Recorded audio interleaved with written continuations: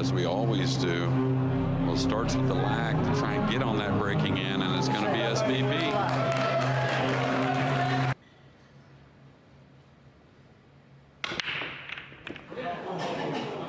Took a little speed off there to open, Scott. Yeah, I'm wondering if he's just concerned about accuracy at the beginning. I agree, Jeremy. I wonder if the further he goes, the more power he'll get. Well, you could see actually, there was side spin on that cue ball, and it wasn't something off a kiss off a ball. It was directly off the one. I mean, you couldn't ask for more to get started in the final of the U.S. Open, but we'll keep track of that break shot. Smashing atmosphere in the arena. Already our referee, Ben Taylor-Fuente, has asked some members of the crowd to quieten down. They're overexcited. First rack. Yeah, and the nerves are going. I think he wants to get in position to draw straight back off the pink for a combination on the purple 5 into the 7. So, oh, did he fluke it? He didn't. A little quick with the delivery there. Yeah, and we just touched on it. The heart rate probably through the roof, even for Shane van Boening. And this is those side pockets we talk about. It's not going. Well, talked about it earlier that, you know, I think Shane has improved so much leaving the air behind. That's going to be tested early, especially if Fedor can get out here. I don't think this is too tricky other than knowing what the 3 is going to do. That's after the 7 is deposited. Get this out of the way early. It's a 30-second shot clock with 1 30-second extension per player per rack, and Gorst taking advantage of his right now.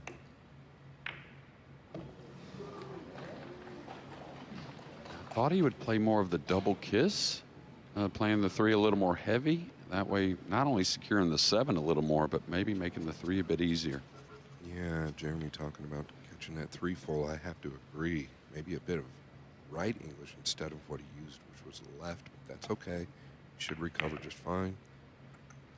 And that's that straight angle, or let's say no angle, on the pink 4 to screw the cue ball back. Where he's got it at now would be just fine.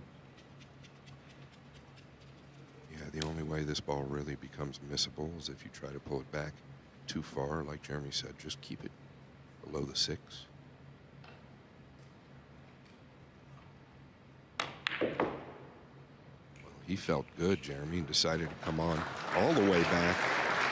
Yeah, well, what happens is when you simplify, you usually just put a little better stroke on it, and you get a little more out of the cue ball. But a real good sign, not like Scott said, not really a missable ball for these guys, but just to feel that good draw stroke early certainly means a lot. You just get the feeling Gorst not gonna make too many mistakes this match. Well, he's, you know, had the upper hand in the later matches of the tournament. As far as getting opportunities, I thought it was fairly one-sided in that semifinal. But sometimes, you know, when you're getting the rolls, you know, most would say it's easier to play, but sometimes not so much. You tend to make a big mistake somewhere. It's kind of like a build-up in a sense. It's a huge miss on the 3 for SVB.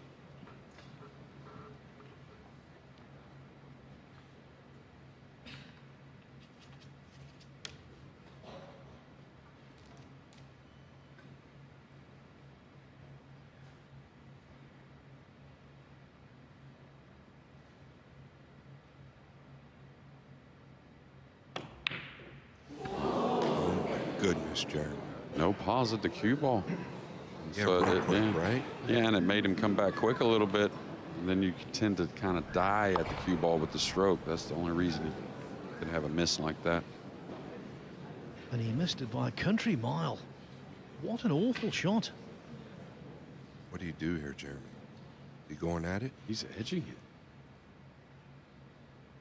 He might be edging it or banking it. Not sure which. Normally he gets down like that, he's edging it. Oh, he played it back under. It's a hard one not to shoot at, but it was just funny, right? He either had to stiff it with some speed or take a real low percentage bank.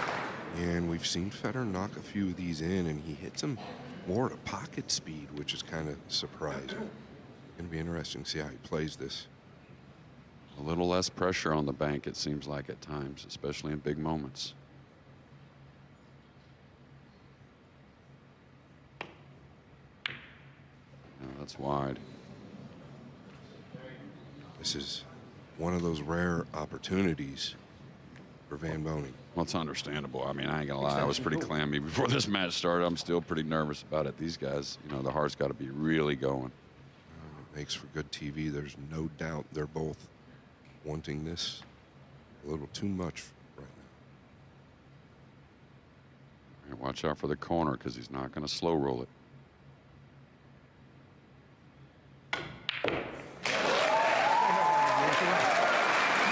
Fedor Gorst, stung by missing the opening rack. Yeah, and one that he'll process. Of course, he's so great because he can leave the mistake behind and knows a lot about his technique. So I'm sure he recognized what the problem was in the stroke. It was definitely not the aiming. He said, I really think it gets him to where there's really not going to be many misses. We had success on the first break, Jeremy. He's putting outside spin. Yeah, he definitely took speed off, and one dry break like that, I think he'll change. Well, he drew way above. Let's get another look. I believe he drew above. That's been his downfall as of late. Not very often. In terms of the mistakes we saw in the first rack, I think it was because it was the first rack. This is a massive match. Can't overstate. And I think if you're going to see errors like that, it is during the settling down period. I think as the match goes on, the quality will rise. Yeah, going back to that break, I also think, Jeremy, that might have been a bit of a miss hit. Could have been. Could have been for sure. Should cut the one onto the pink here, I thought, and just track the cue ball behind the 9. Yeah, I like that a lot. Oh, he caught a double kiss on a pretty simple play. So maybe not over that 9 ball in the first rack. Yeah, and I like your choice. Just chip that to the pink and come down. You had a lot of room for cover.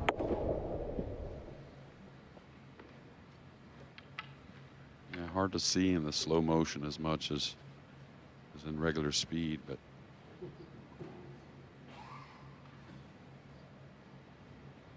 could cut the 1 and try to come across using the 2-9. It looks pretty natural to me, to where you got a lot of room for error holding the 1 on the 8, whether you hit rail first or ball first. From distance, I really like to pick out something natural if I can. Yeah, I like that, Jeremy. What about crossing the 1 over and going towards the 8 as well, if they'll give us the other view? Just crossing the 1 over towards that's the great. purple. That's great. That's actually a little more friendly.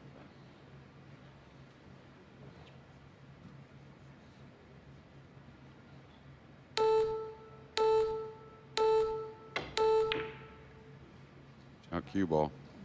See you later. Foul stroke. Yeah, so both players, in my opinion, Jeremy, kind of overlooking a couple of obvious things that Please don't seem so obvious to them right now. Well, the main thing is, you know, when the pressure's on and you know it's on both players, you want to simplify as much as you can. So I would say Shane might not have saw those shots, but that's hard to believe just because he pretty much recognizes everything, really. So we always talk about it. Nothing like ball in hand to get you settled into a match. Well, that's exactly right. Just what the doctor ordered for Gorst. I don't see a lot of trouble here either. Yeah, I read my mind, Scott. I mean, real friendly layout as well. Get to shoot a couple shots you like to shoot. Maybe a little inside spin on a couple stuns.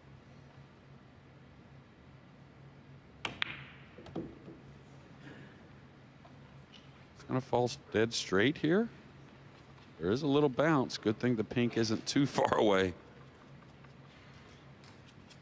Yeah, if that rests directly on the rail, it could be real funny. This is gonna be fine. Especially on the slick table. Red's off a hair, so he can play rail first if he wants.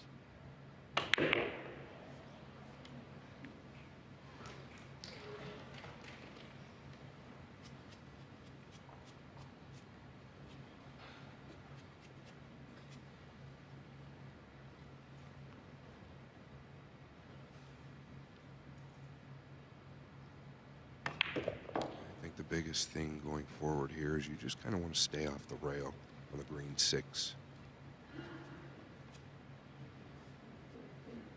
Yeah, he's a little off angle, but it's actually when you're close to the ball and the slick table kind of goes through the ball pretty well. So shouldn't be any problems getting on the 6.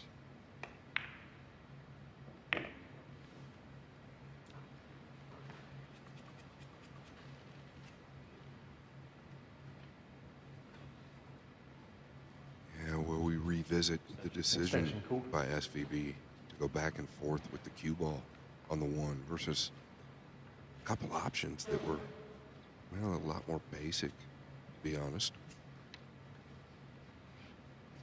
Yeah, I'd usually like to dig on the cue ball 2 rails here. Fedor does more than rolling it, but we'll see. Looks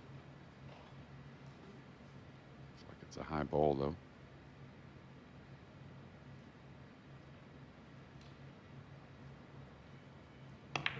Wow, he went up and down.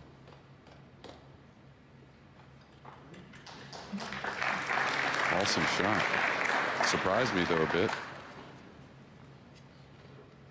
Yeah, that's a sign he might be feeling a little better after the missed 9. Game 1.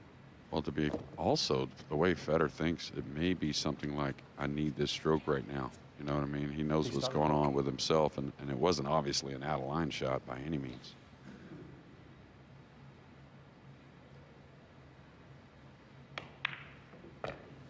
Ooh, that was a bit thin.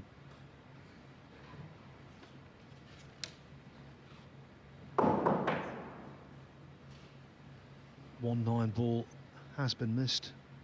Another bank went astray.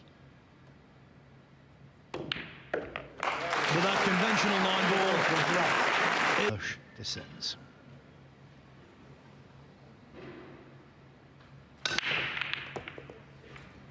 Yeah, well, there's a good look, Jeremy. Directly into the middle. He's been so good at that lately. Yeah, and I'll tell you, the blue 2 is dressed up.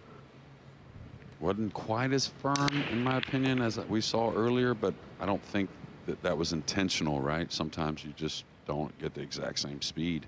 Does he have a natural to go by the 2, or does he have to draw 1 rail over? Or, excuse me, go by the 8? Or does he have to draw into position? Yeah, it's a good question. And I mean, just at first glance, it looks like he can miss the 8, but maybe he's going into it. Whatever he decides to do, it'll probably be the right thing. I think he's going to have to draw, Jeremy. Yeah, he's drawing. Watch him drop the tip. Got a nice bounce here off the second cushion. I think that's probably pretty thought of and pretty key.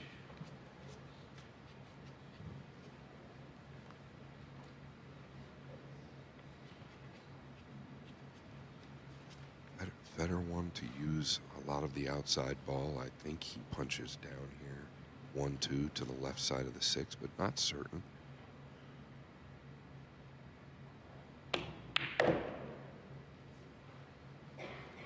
It's pretty comfortable. Seems to be his go-to, that middle outside ball where he's punching. He avoids inside English at all costs most of the time. Yeah, and most players, you know, they have their preference, right? You see like a Efren Reyes or a Ralph Souquet, they really were more like natural angles, had a little spin to carry the cue ball a little more, a little less. For today's players, you may see them, especially the Europeans, it seems like they seem to play a little more stun. Of course, Fedor Gorst, an American, but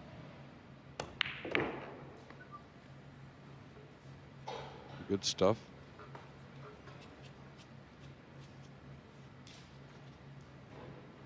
Many players would have been decidedly unsettled by missing the 9 in the first rack. But Gorst is made of stern stuff.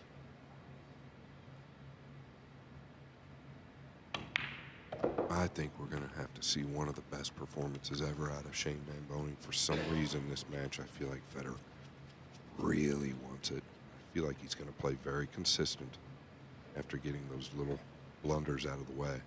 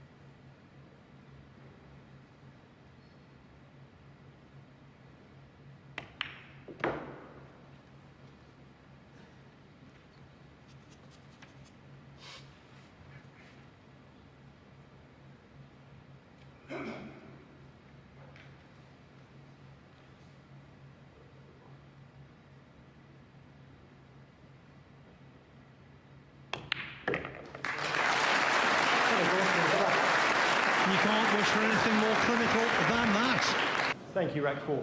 Yeah, the Fedor Gorst consistency of this Giving break, 2 racks to 1. it's something that I feel like SVB fans are a little concerned of.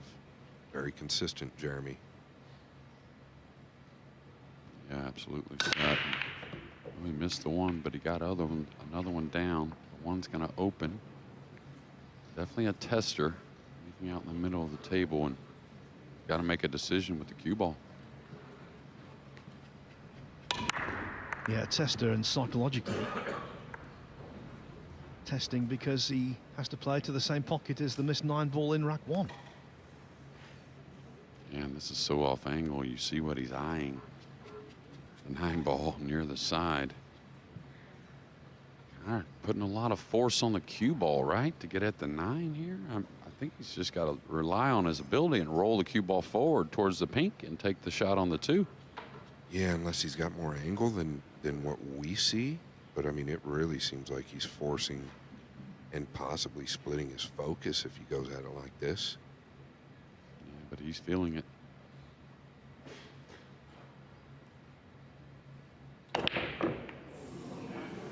You heard the one hit the pocket, and that's the one. You don't, Shane, right? You come off a mistake, and not saying he's going to make many.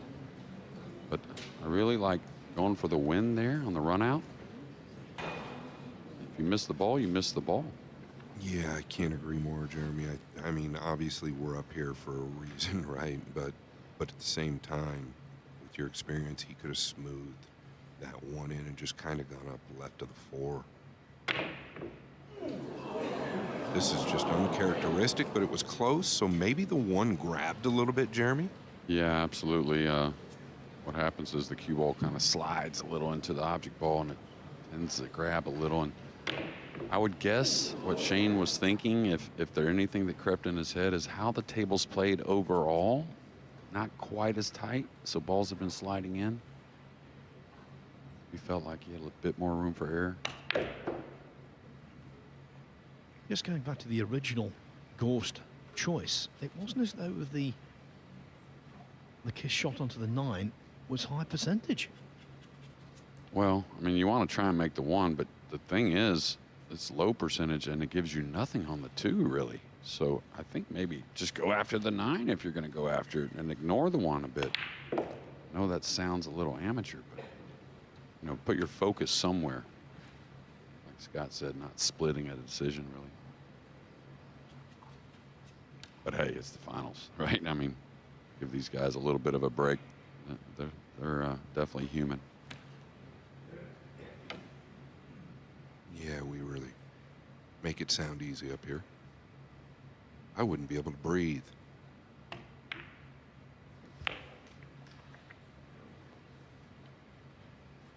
Now over 7 a bit. Extension called. One thing he commented on is leaning on his fundamentals, and the opener on the 1 was kind of, you know, under that context in my mind. And when Jeremy says over the 7, I mean, really, even just the body can get into your mind, right? The 7 being there. Yeah, and usually you got to bend the left arm a little awkwardly when it's like this. It's just the fact that he knows it's there. I don't think it's going to cause a problem. Great look here.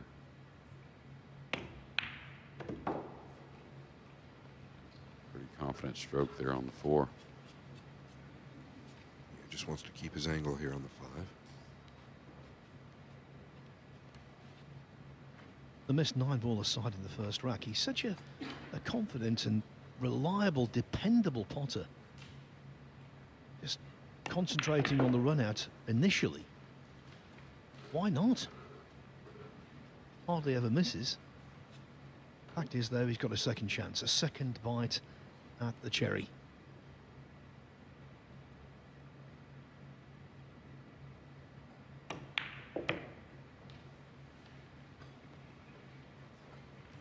Put a real good stroke into that ball.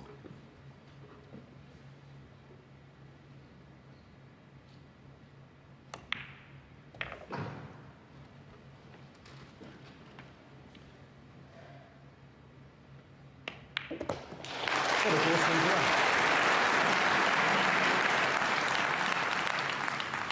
3-1 to Fedor Gorst, 3 rack semi-final of the recent Helsinki Open in his native Finland. Rack number 5. Fedor Gorst to break. Hitting 3 racks to 1. Yeah, and like last game, Jeremy said, he did miss the 1. Missed it high.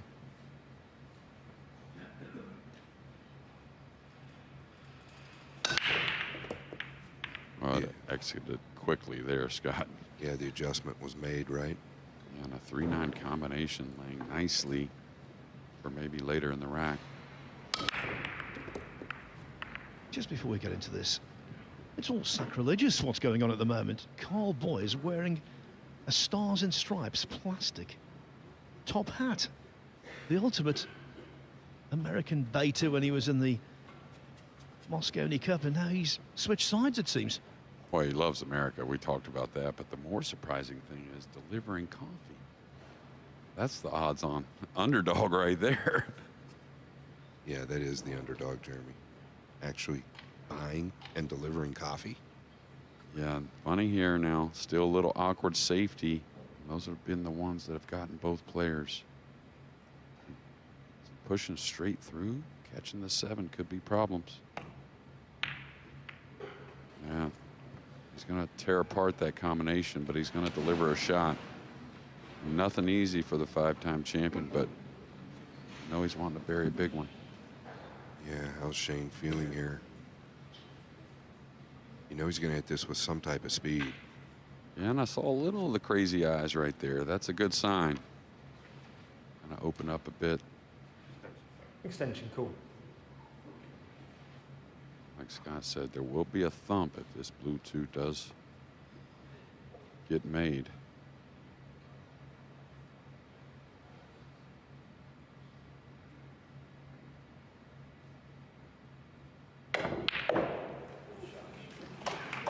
Oh, he deserved it, that little shot. In the 3, it would have been pretty cold if it would have gotten funny. See Fedor shaking his head in the background during that shot. He knows that SVB gets up for those. Yeah, anything with distance and power with the center cue ball has proved to be deadly. You know, and Phil, you've been around a lot of sports, of course, you know, covering all kinds. And when it comes to the world champions, the real elites, sometimes a mistake like on that 1 ball, taking it for granted, can kind of wake them up. And I wouldn't doubt that happens here. Yes, for the greats, annoyance can be used as positive energy. For the lesser lights, annoyance can corrode a challenge. Yeah, it's the same thing when you're prepared and not prepared, and probably have the most 2 prepared players on the planet here in this final.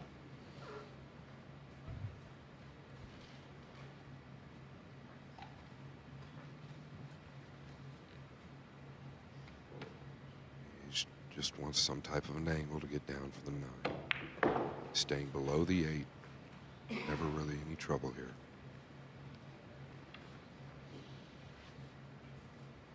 Kind of like running this to the short side a bit more than the draw. The nerves are going. I like just more of a roll of the ball.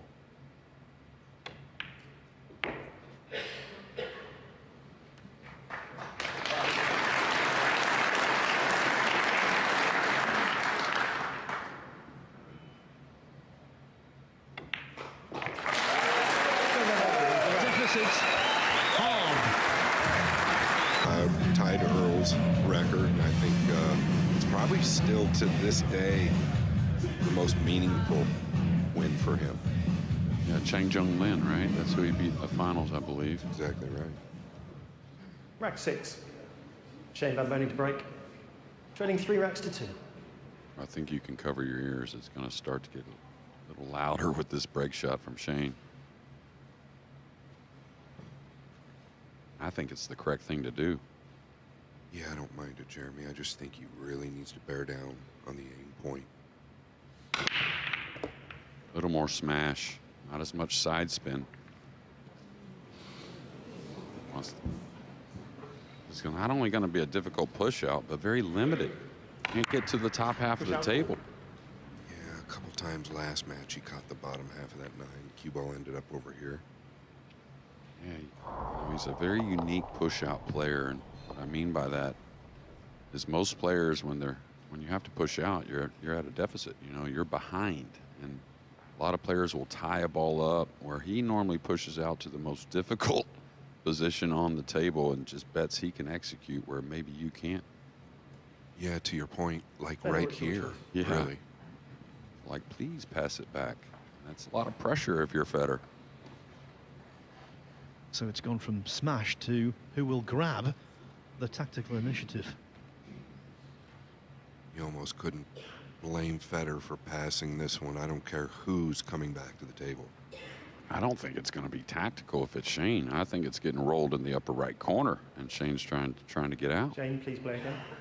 Yeah. Little gamesmanship, maybe knowing he's never taken that shot. Yeah. Sat Shane in the chair for a minute. Is the purple a factor for the cue ball in the left middle, or will it miss it? I mean, this isn't easy, Jeremy. It's very, very difficult to roll to the top right because I think the purple could be at play. Yeah, it could be a problem, but I don't think there'll be that much speed. Extension, cool. The thing is, you know, he may have not thought it all the way through because it was so limited where he could push out just because he was so hemmed up on the pink. Yeah, that's exactly right. I was actually curious if he was going to do or thought about doing anything with the 6, kind of tying it up since he was right next to it. Whatever it is, it'll be all right.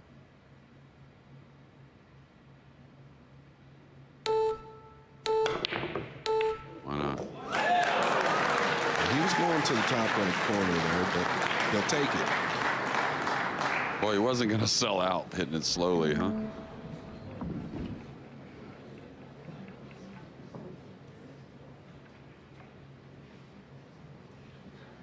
Can he creep in behind the 6 and kind of use the 8 and 5 here, Jeremy? Yeah, I think I might try and bump the 6 here, though, when I come up with the cue ball. Put a little more speed. Go. Red 3's got to go. Pretty good. Pretty good. Did get a little bump on the 6. Yeah, and he got the right bump on the 7 as well.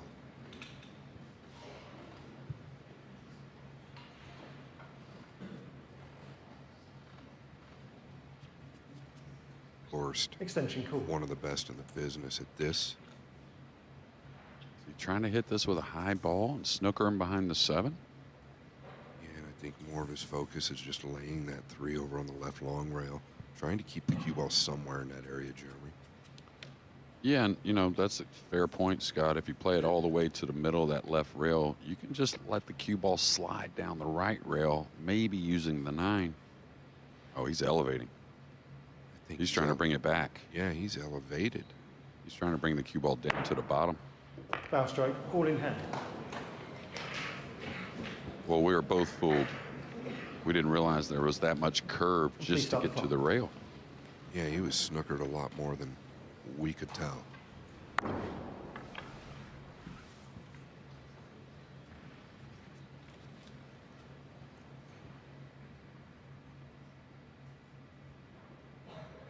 Which I don't know about y'all's opinion, but oh my goodness. Oh my goodness. I swear to you, as he was over that, I'm thinking, the alignment's not right here. I honestly thought he was going to overcut that. It's almost like he never really even looked at the 3. It's like his eyes were always on the 4-6. Yeah, and I tell you what you can get involved in out on the slick table especially is let me use the side rail. You know, instead of understanding you're going to hit the ball pretty pure anyways, especially with ball in hand. Uh-oh. Crazy stuff here early. Wow, what is going on here? The crowd clapping. Please start the clock. Fedor Gorst is a big favourite, but Shane van Boening is a sentimental favourite here. They want to see history. Yeah, of course, everybody wants to see number 6, right? Yeah, absolutely. And he'll knock this 6 in here with the combo to get started. But, you know, I had a vicious scratch in my match, my last one, but that one was my fault. I leaned that one a little unlucky there to come from off the 7 in the middle of the table. He had to apply inside spin on the 3. Well, touching on you, Jeremy, I actually saw that scratch. I watched most of that match. Yeah, I respect you saying it's your fault, but it didn't have to go that way. Neither here nor there. Crowd happy with the behind-the-back trick shot. Great when it comes off, a little embarrassing when it doesn't. He's got a hair funny, though. He's got to address this with spin one way or another. See the inside just a little bit, but it's always touchy because you don't want to fall straight on the 7 and then have to shoot the 8 from the cushion. All right, I like him putting speed on this and coming below the 8. That way he puts that nice stroke on it. Yeah, just come all the way over. And that's the hit, Jeremy. Still going to land funny. That is the 50, and what we mean by that is very natural scratches if you level out the cue going into the side or corner. May be fortunate to get that 1-inch bounce. Looks like he's going to the middle, Jeremy. And he avoided the scratch with speed. How do you pull that trigger in the U.S. Open final? Into middle pockets that we've repeatedly said give nothing away at all. And yet still he's not on the 9 as he wanted to be. I think he may bank it, really. Have some speed on it as well. That's what he's going to do. That's a cue ball here. Cue ball's okay. He's okay. He's okay. Shane van Boening producing a couple of crowd pleasers on 8 and 9.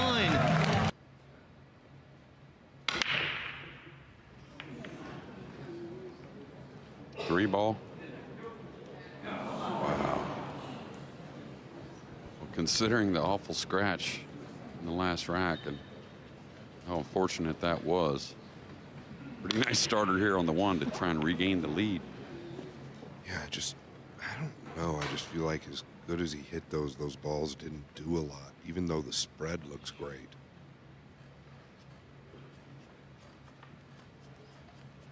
One, 2, and 3 pretty much formalities, aren't they? Yeah, the real work is to the 6, and you can see the pink 4 and 5 pretty close to each other, so no excuses here.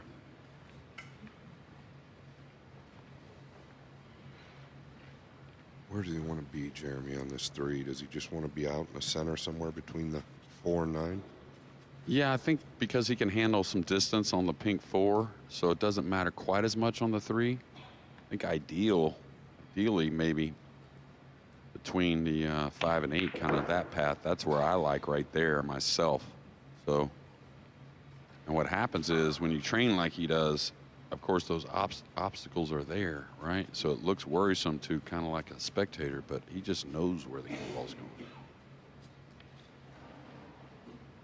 Yeah, you get a real feel when you're at the table. Well, this is premium. He should be able to get fairly close. Oh, close to where he wanted, I think.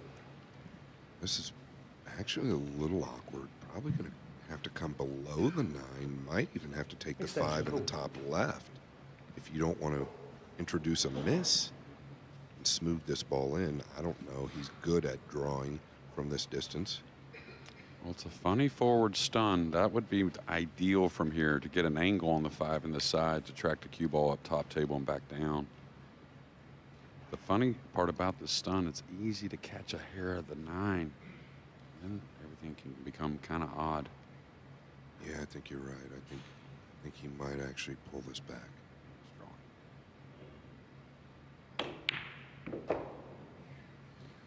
Hey, there's that no angle, though, and near the cushion. So big trouble. He's got to power this ball going forward 3 rails. Is there traffic? Not really. I think the worry becomes the miss more than anything. I think he can get the path right. It's the lower left corner. A big pocket for the cue ball. Yeah, I think a miss. The upper left corner could be. Oh, he hit it sweet. He's going to get by him. Oh. 2 little flicks and an awkward stretch, even for a tall man. Yeah, I was trying to see if that 8 was in play. He really bent this cue ball. Look at how airborne it was off the strike. The problem was a really weak 3-ball, wasn't it, for position? Yeah, I was a little shocked he played it with inside. I thought he would chip the right part and come up with outside because you're already in line as soon as you hit the 3, really. He's going for the bank because the safeties have been a little off. Kept it simple. Well, I think, Jeremy, you were right until the buzzer started. I think he changed his mind to the safety once that buzzer kicked in. I like the kick here. I really do. I think the way the 8, 9, and 7 are in the middle of the table can pose a lot of problems. And I really think he's going to always hit the kick. No, I can't agree more. How much distance can you get from the 6 and cue ball if you don't make this ball? To begin with, getting over the 7 is going to be very difficult. Got it inside. Foul stroke. Ball in hand. Yeah, Jeremy, that's what I'm talking about, right? You said the same thing. The kick, a lot of good things could have happened. Yeah, he could have pocketed the 6. I think he could have got the cue ball on the bottom. But, Theo, how many times of late have we seen fouls from players? We just kind of assume they're going to get over those, and it seems like they're growing more and more. Yeah. The captain of the US Moscow Handicap team, Skylar Woodward, actually played 2 in pretty quick succession in one match. Yeah, not just here at the US Open. We've seen it in previous majors this year.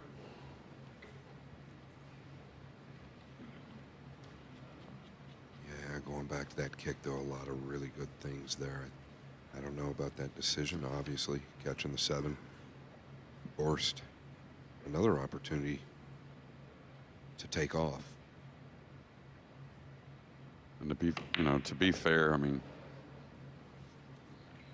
might not think exactly like these guys do, right? They're looking, hey, I'm going to make this, and that's the confidence they have. So just another level at times.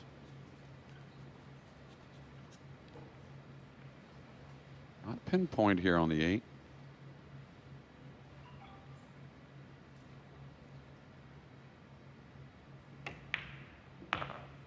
Wonder why I would say anything else. We've seen a lot of crazy things so far in just what will be 7 games.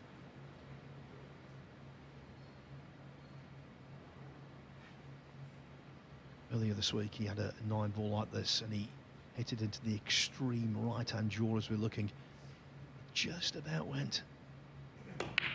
That one was a lot more accurate. And so, Fedor Gorst regains the lead. In Saudi Arabia, when Fedor got the win, I'll tell you what, that event during that final was so intense. We can only hope for something similar here. Thank you, rack 8. Fedor Gorst to break, leading 4 racks to 3.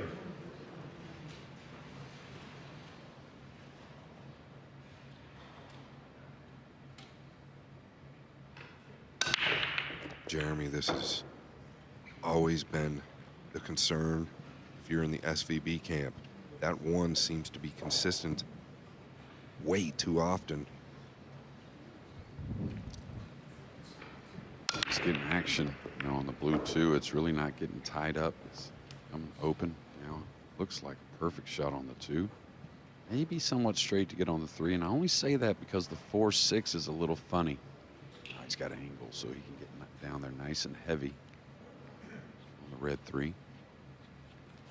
Broken ran in rack 3, and he's got every opportunity to duplicate that in this. Yeah, looks like he can just really has options. He can just go straight through to the side rail, dropping below. It's going to be a 4-6 combo here in a few shots.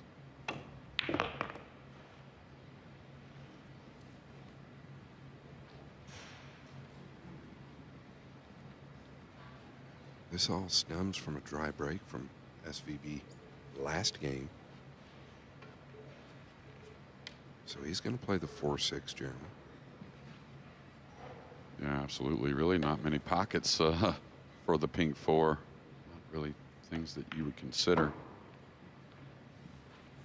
That's why that good starter, because, you know, we always talk about the differences when these guys get in control and get that first positional shot in line, pretty much stay in line. Now, is the 4 going towards the side rail here? Yeah, you got to wonder if the cue ball's kind of going towards the 9. Basically, if he's a little steep. Doesn't act like it, though. No, he's going to be all right. He hits it easy, he'll be all right. Yeah, that's where being close to his work really helped.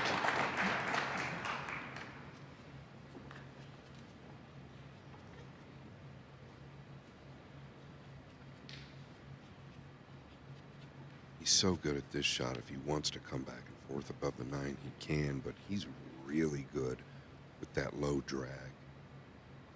Yeah, I think it'll be a couple rails, though. It's really natural and no problems. Gets him on that natural side of the 5 he wants, I think, which is a hair more.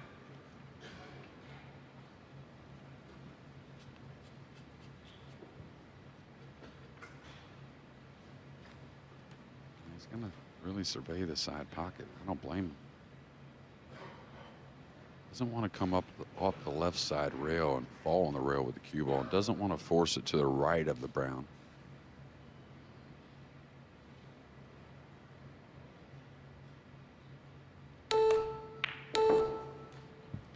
Yeah, you can't do much better than that.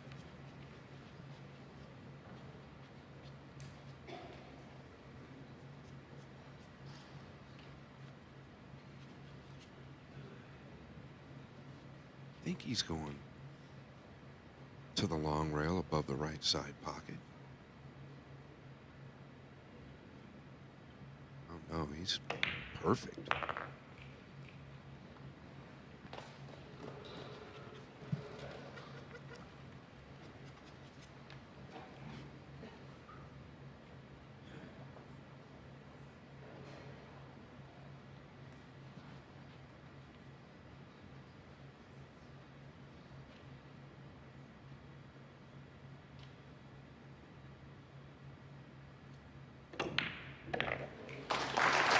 Two break and run outs in the match for Fedor Gorst, and for the second time he leads by a couple of racks. It was 3-1 initially. Now Father Barry Fedor Gorst Berman break. has his name on the Leading trophy, 5 and it will racks be to lifted 3. by one of these two right now.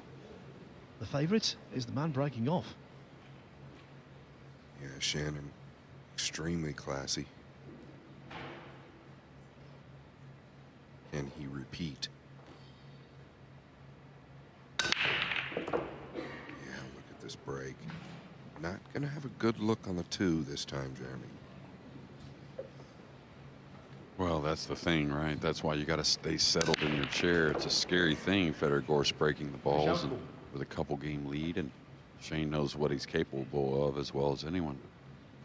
You know, there's always 2 to 3 parts of these races to 13 in the finals. We saw a little bit of this in Saudi, and Kachi hung tough and caught a late lead. It's an excellent point. Even when they played about a week ago, it was like there was 2 to 3 parts every single day. So you know this is long from over, probably still several momentum swings. And I really feel that, you know, some of these push-out situations could be the difference. I'd label Fedor Gorst the most efficient player on earth with an open layout, right? So I got him a little better than Shane in that regard. They lay tough, I like Shane, but I like Shane in these battles with the push-outs and the tactical side of things.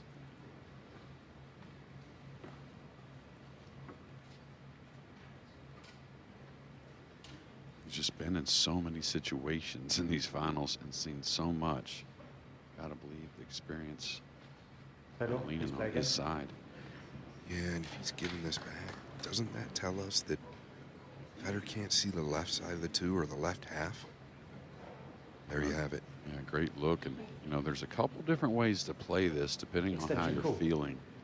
You know, you could cut the 2 and let it go 2 rails kind of underneath the 5 a little. Albin Ocean's real good at those types of shots, making it goofy as you bring the cue ball up table. I think most likely, though, it's going to be a soft one to the side rail. Let's see if SVB's decision proves correct. He's going for the make. He's going for the make. Wow, what a hit by Gorst. Yeah, I was talking to someone about that type of shot. Recognize that sometimes there's two ways there because you're cutting the ball right, so it's going to kind of be a soft ball going to the hole. Hard to hang it, really. Very different to SVB's magnificent 2-ball at a critical moment against Filler. But boy, could it pay dividends. Yeah, that's a bit much. Definitely has a shot to the corner, but not easy. A little shocked he didn't stun over and take more of a cut for the lower left and maybe draw the cue ball. But if he gets perfect here, it certainly makes sense.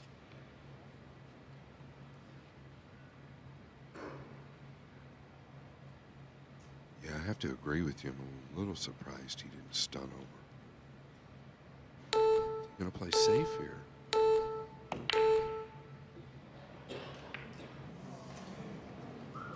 Can he make the 5? Well, I kind of didn't understand it just because the 5 did go, right? That's why he played shape. And I think it was me and you, Phil, talking about at times a little conservative. He turned down several open pots in the semi-final against Niels Fine. Extension call. Yeah, especially after knocking in that big 2-ball right there to start this game. Yeah, I think he might have gone a little brain dead on the position there to the purple. It kind of messed with him, especially with the buzzer coming down. There you see it, the long power. Well, I mean, I know Shane really well. Of course, Scott, you know him even better, but I could see Shane saying to himself, and this is no lie, he didn't shoot at that? Kind of like, you know, what's he here to do? Yeah, to Jeremy's point, what does that tell Shane, right? That might really get him up. I was kind of surprised about everything that took place there. It's exactly what I was saying this afternoon. It's sometimes you get in love with preserving a lead and forget what you've got to do. Power on. Shane van Boening gifted rack 9. Trailing 5 racks to 4.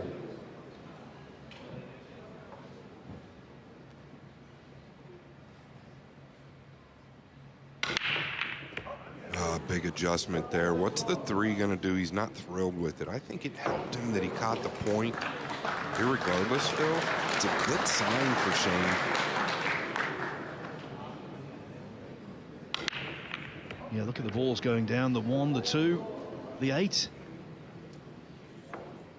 Yeah, anytime he makes flush contact with the 9 like that, the action on the balls just seemed to be right.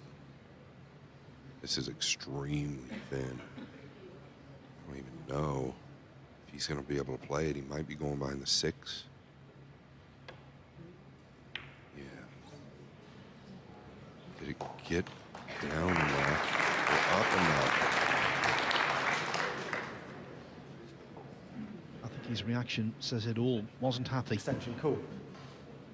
Yeah, the crowd clapping. I don't think Shane has him snookered, and you can tell here, it's not even close.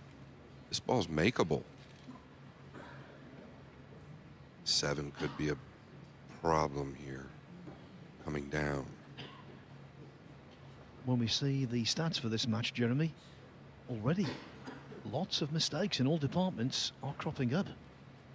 Yeah, it's been a variety for sure, and a variety of ones we don't see very often. You know, it's missed ball. We're all going to do that, but a missed ball in hand. I think a few choices that were a little on the fence.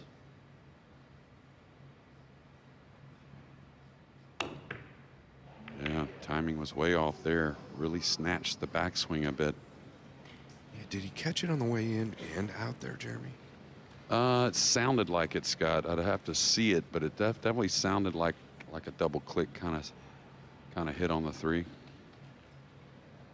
was always, I think, concerned he was coming towards the 7 as well. It was not a comfortable shot by any means in his defense. Yeah. Well, what would you pay to be a fly on the wall in both these guys' brain at the moment?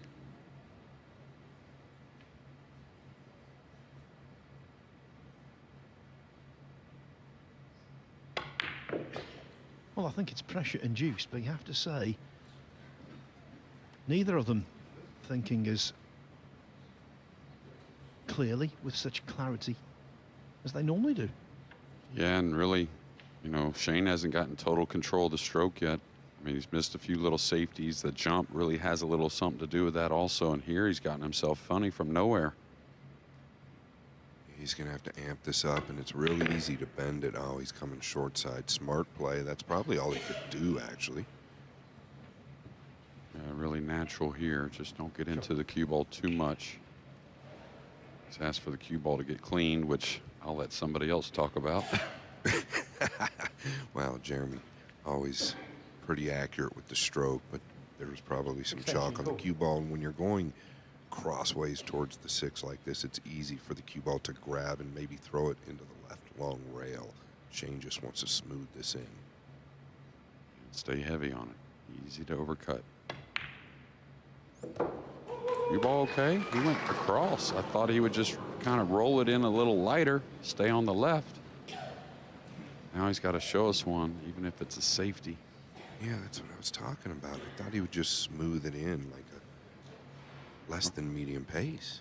Well, to be fair, just commented, I don't think he has total control of the stroke yet, right? Very happy the way he struck the 6, and this safety looks pretty good also. The kick behind it requires some swerve. Can you see the right side of it, though?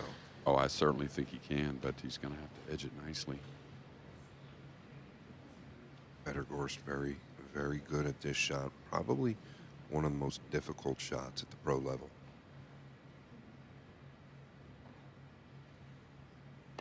Too heavy. Too heavy. And the thing on that shot is you really have to make a decision. Am I going to thin it and try and hold it and not go all the way up table? Or am I going to go ahead and go all the way to the end rail and get the 7 out in space?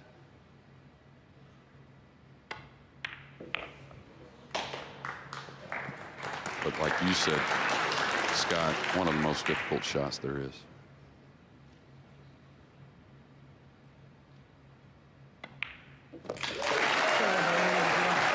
Double digits in terms of racks completed. And I'll make a statement here. I've seen these two play an awful lot of pool. This will be a slugfest as well. But who will hit the home run? Shane van Boening to break. Yeah, Scores are tied, 5 made racks each. great contact. Got flush with the 9 last rack. Can you repeat it? Cue ball zigzagging. Needs a little more. Does have a look, though. It may not be offensive, but gotta like at least not having to push out, right? Yeah, you mentioned the dry table. Do you think there's a chance this table could be a little wetter than normal with all the people in here and a little bit more play that it's had? Yeah, it's not the Moscone for sure, but it's definitely slicker. So you can't, you know, when you're out of line, you can't just check the cue ball to get back in so easily, you know. Just tend to fall on the rail a little bit more. Probably a slight swerve there, throwing that ball in, not only trying to make it, but hold position on the pink. Got a gamble here, though, going either forward or drawing. Yeah, and I think if he comes off the 8, there's a chance he could come back towards the 7 off the left long rail. He might draw way above it. Hard to control the pace here, Jeremy. Yeah, the tendency, Shane especially, tends to overhit this draw off the other ball. It's easy to do. Oh, that was a sweet one there. So the mind's starting to get a little more intact. Yeah, that was pure as the driven snow.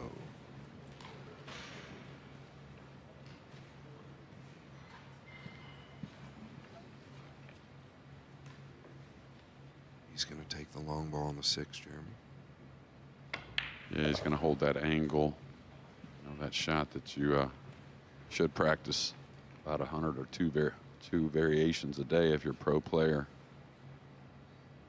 Just that one rail out to the center. A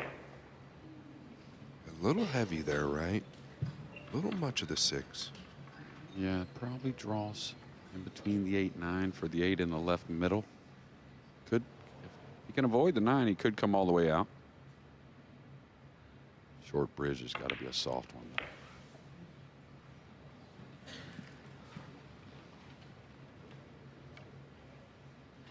About to go in front for the first time since 1-0. And getting on with it also. I like the looks of that.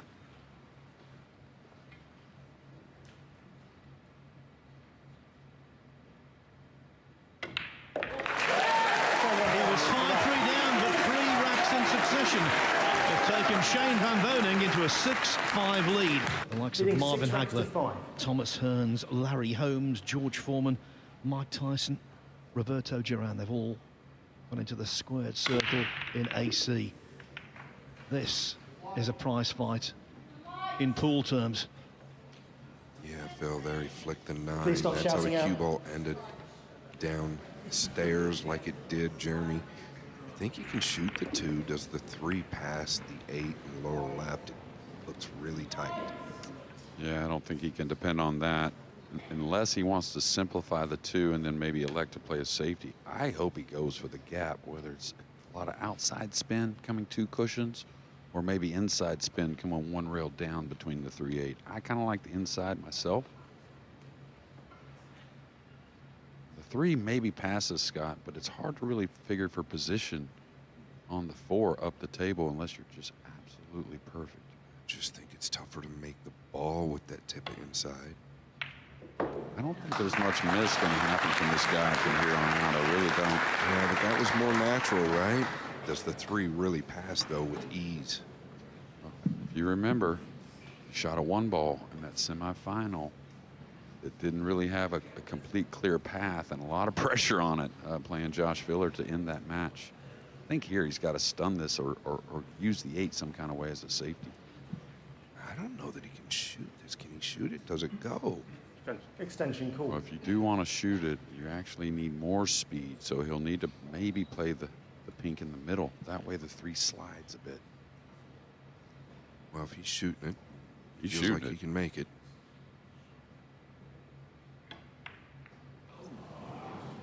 I felt like it was extremely tight. He had a pretty good defensive play. He could have welded him up to the back of the 8 by going forward there. Yeah, I think that reference of the shot I mentioned that he made really played a little part there.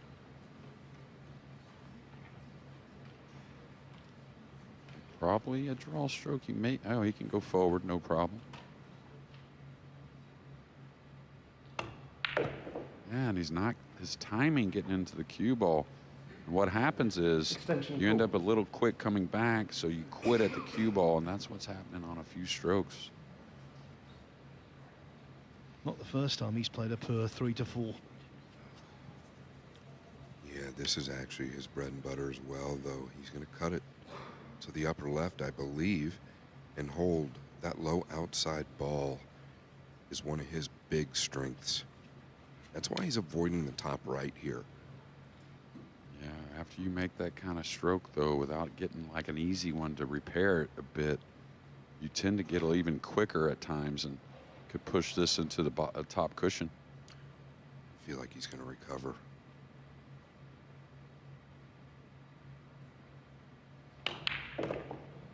Didn't back down. And that was really hardly any spin.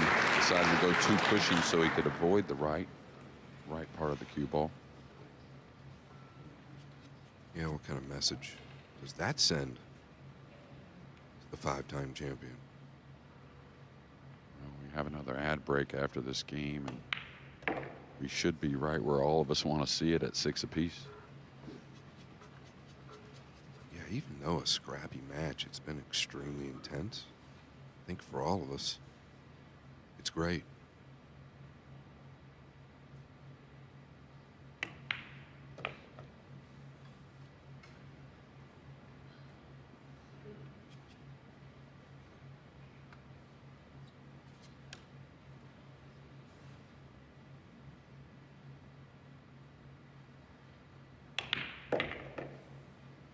3 break-in run-outs so far. Mistakes too numerous to chronicle.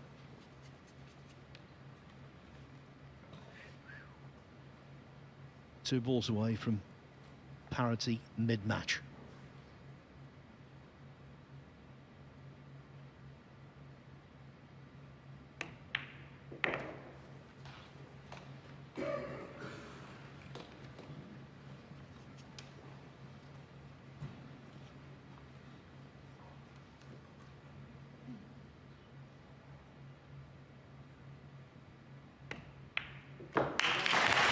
It was tough to pick a winner beforehand. Very tough. Nothing has changed. 6-6. US Open.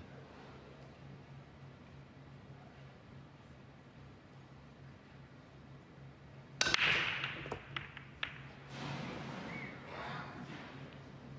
think the 2 is, well, it's covered up. And tell you what, anytime he's been teased with an early 9 ball, it's been hard for him to pass on it. Because realistically, you're not a favorite with this combination, and I don't see much of a backdoor safety, excuse me.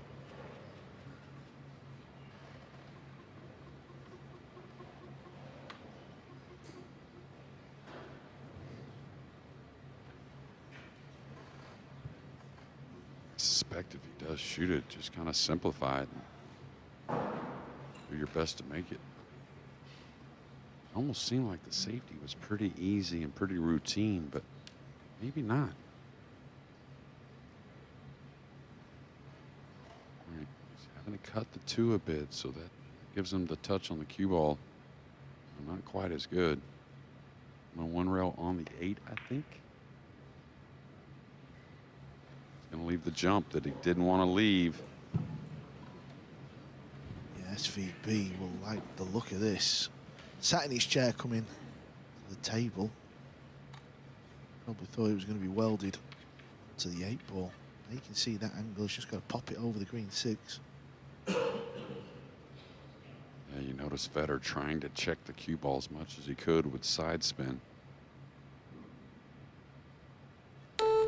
Extension cool.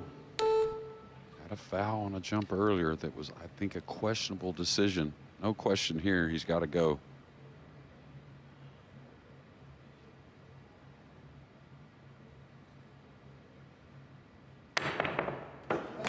There's the cue ball.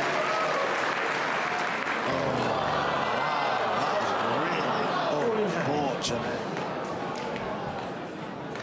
It's been the brown 7 once for Fedor. That was an unlucky scratch. This one tops that one, especially with the shot on the blue 2. The injustice. And it was a double kiss on the brown 7. That did that scratch. So even off after 12 games, we're still seeing even more.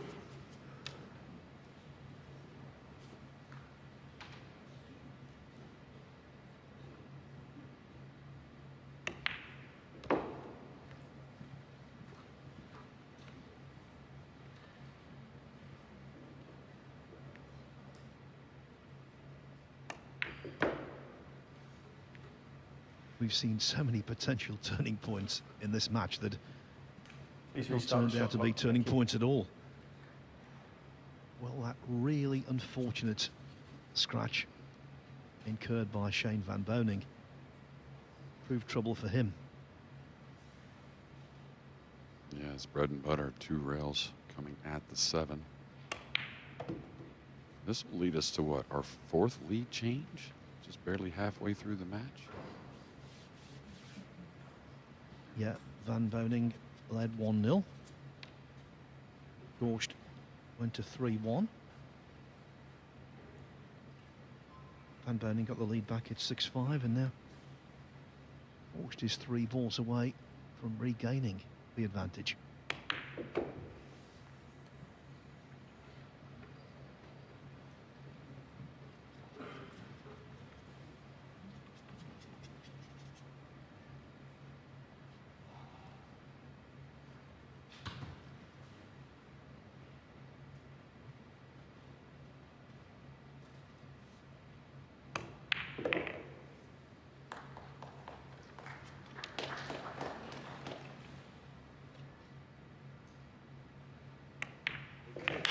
Fedor Gorst into rack. That was rack 13, and you don't have to be a detective to work out who was unlucky there. Break. That's Leading free 7 break. racks to 6. Yeah, this is scary, though, position just because of the break shot. Watch for the blue 2 to track 3 rails towards the side if it doesn't get a kiss.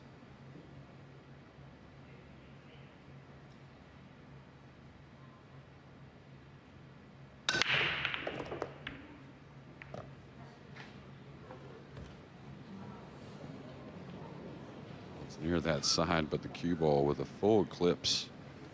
No jump shot on offer and fairly limited with the push. Yeah, 3 balls made, and on the stats, Push. Push out call. his average balls on the break was 1.3. That was actually higher than Shane's 1.1.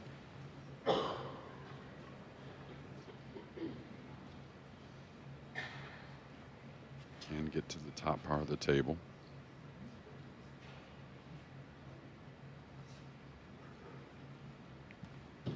Now Shane made a funny decision early in this match. Scott and I had talked about a couple pretty easy kind of safeties from an odd position and had a big scratch. He's rolled out tough here, nothing easy Shane, on it's your this. choice. Now, does he push through on the blue 2, trying to put it on the side rail and carry the cue ball into the purple? Just kind of got to control both the object ball and the cue ball. That's what he's looking at now, I think. Again, just go straight through the 2, let it bank off the side cushion, the bottom, and come up on the left side rail. And go at the purple with the cue ball.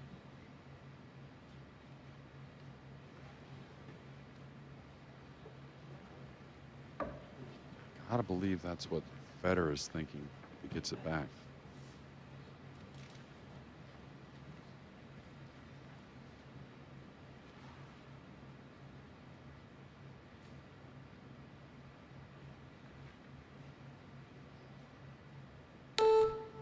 Extension call.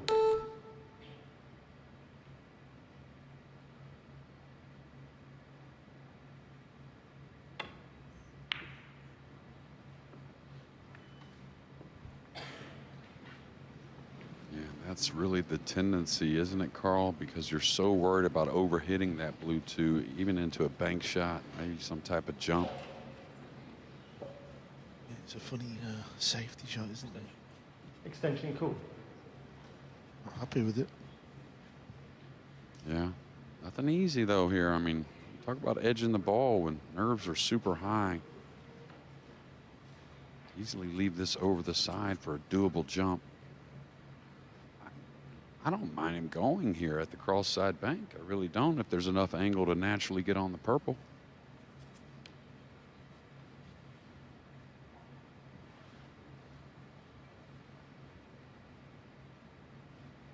I think he's attacking. Just see, couldn't you? Mannerisms. He's going for this. He's got it. What a shot. This cue ball freeze along with the purple 5 makes it very difficult to draw the ball or get a lot on it.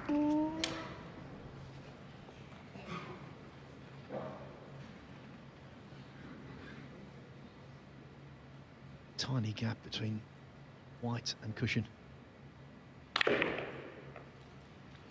putting the extra on it just so he gets a bit more off the side cushion. We were wondering, right, or at least I was wondering, you know, on the fence with that bank shot there, he's played a lot of safeties in that kind of position. I like the attacking,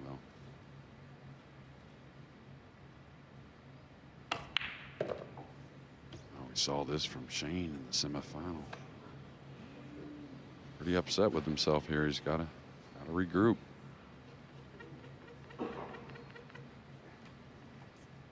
Grossly overscrewed that. We saw that shot an awful lot at the recent European Open, not so much here. And I think he's got to check the cue ball. Make sure he doesn't flirt with the side pocket where he's standing.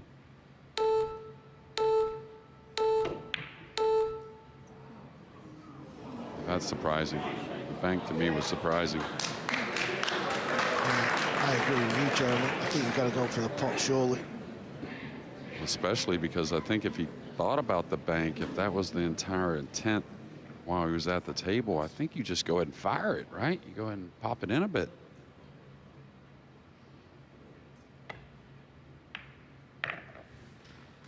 Very still on that delicate one. No one wants to escape in this match.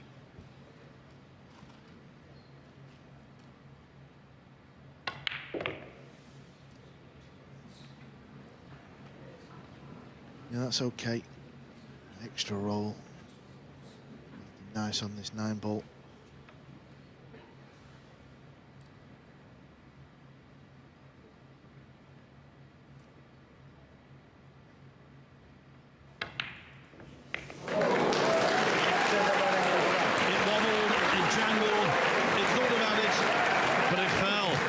Shane van Boening again on level terms. Shane van Boening to break. Scores a tie, 7 racks each. Van Boening, can he start to assert his authority?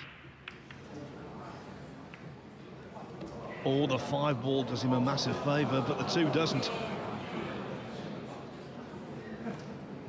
Yeah, I tell you, they've shown us a lot, but the pool gods themselves have made this pretty interesting.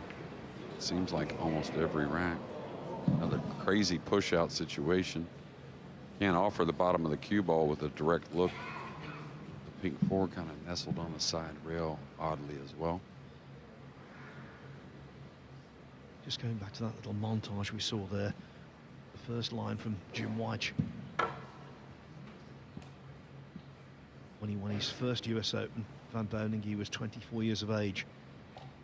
It's as though these two are tied by history because, of course, Gorst now is 24.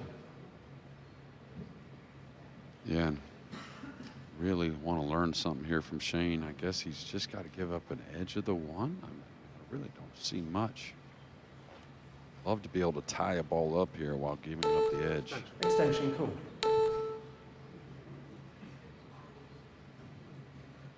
You know, he could pocket the 1 on a push out. That is legal. Maybe reposition the 2 in a bad spot, or maybe the cue ball in a bad spot with the blue 2. Sometimes overlooked. Well, he sees something he doesn't mind, because good chance he gets this back. Oh, he's got the cue ball off the rail quite a bit. Fedor, it's your choice. What do you see, Carl? You think he's going to dig on this, maybe? Whoever shoots it coming back behind the 7, maybe, or the red? Yeah, it's an option. I wonder how much of this 1 ball sticking out. Well, he's not looked like giving it back once, so he's happy with something. Is it the 6 or the 2? He's just going to roll it slow, Jeremy. Yeah. This is delicate, laying off the point.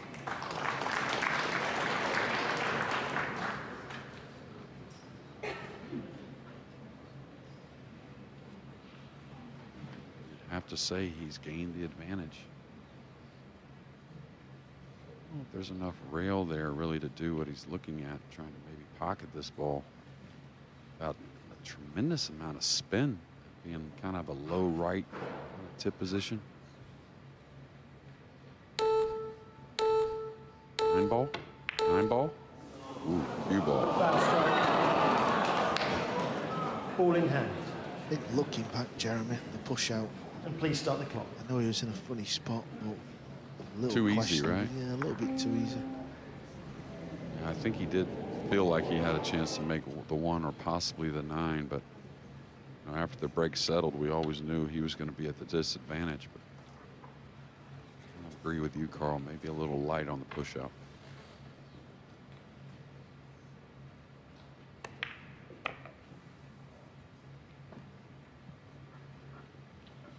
What makes this final intriguing is there's no discernible pattern. Momentum is just flitting between one player, then it goes to the next and back again.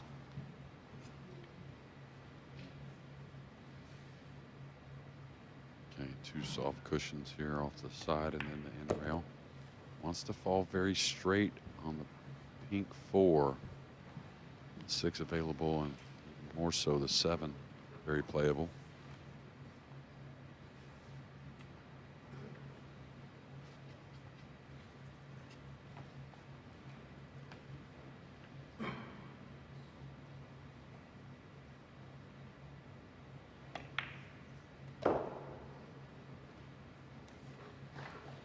That's like ball in hand position there. Extension called.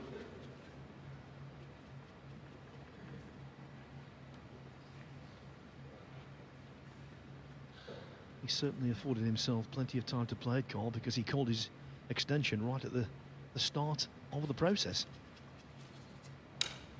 Yeah, some players just call it on certain shots just so the beat doesn't happen when they're down cueing the ball.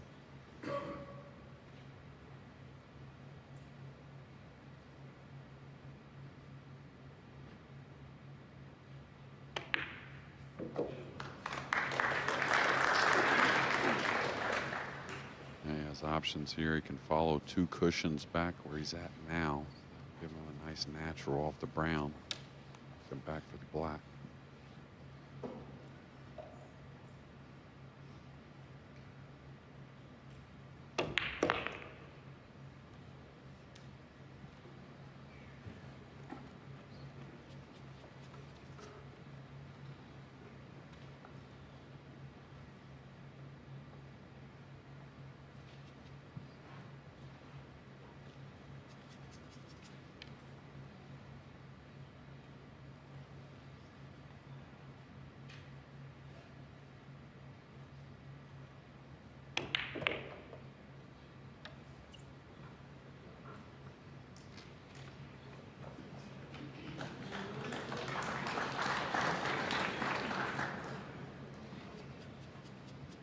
The routine has a question mark over it in this match.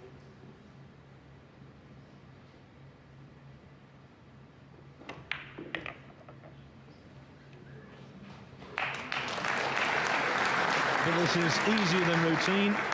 It's a certainty.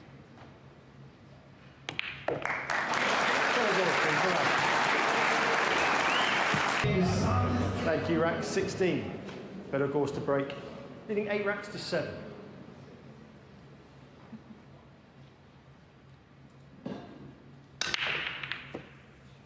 Just seems a given when Fedor Gorst breaks. It just seems like the one ball always goes in the side pocket. And I know he's awesome with the jump cue, but I don't know if it's on offer here with 2 balls to go over. He's really close to the black 8. He's got to carry the 7 as well. Really like the kick shot, you know, coming off the right side rail underneath the 7. That would offer position on the red 3 also.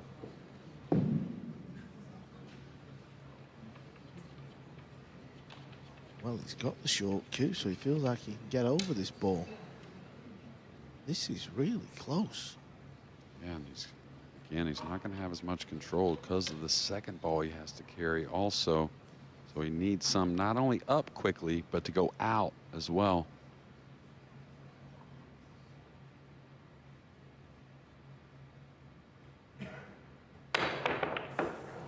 Oh, that gap as well. How about this for a shot? You could have put it better with your hand. That literally put a spring in his step. What a jump. The elevation, incredible. Yeah, if he wasn't snookered, he couldn't have played it any better, really. And, you know, the last thing I saw him do before this final, before he got on the main table, on the practice table on the outer ones, was jump the ball 15 or 20 times, working on all kinds of different ones. It's a real scary situation after he buried that one, because, again, I really think the break is getting better for Fedor Gorst.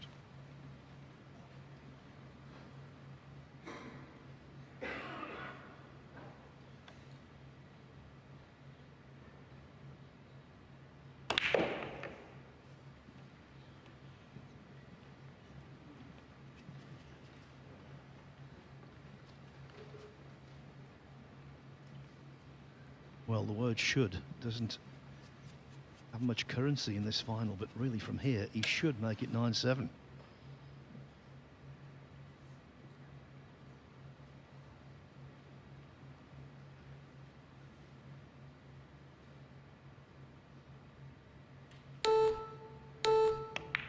The situation could have been there already in this match a few times, probably for both players, a 2-game lead. But going back to maybe looking at that push out that SVB played, it's a pretty simple return, and that's not what you want when pushing out.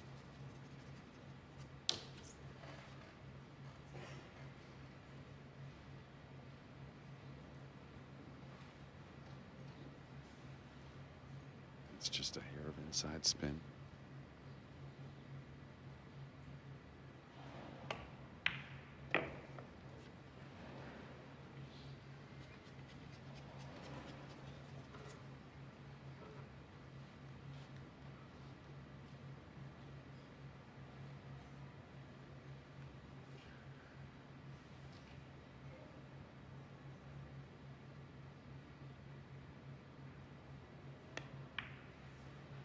We are just starting to get to the real meaty part of this match now.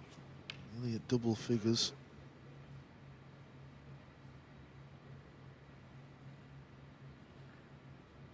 Yeah, when you're in this position, you just don't go down any lower. Don't take any chance of fouling that 9.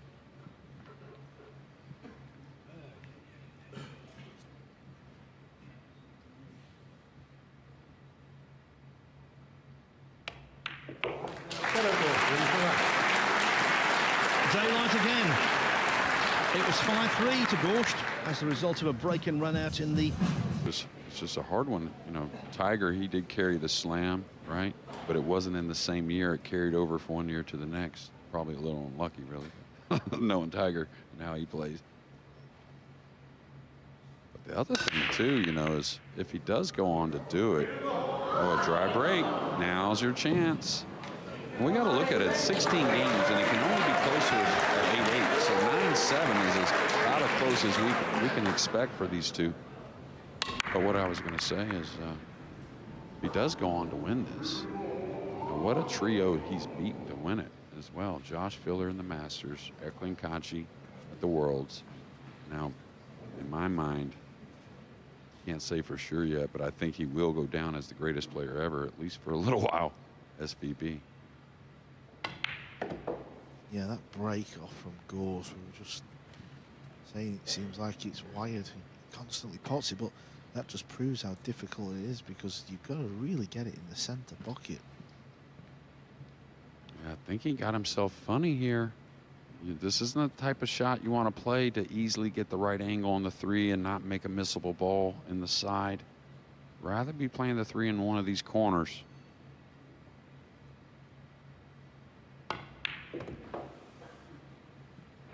This is what I mean. He's going to get a little thin or have to take a tester either to the corner or the side. Good thing about the side, right? No scratch. The 8's in the way.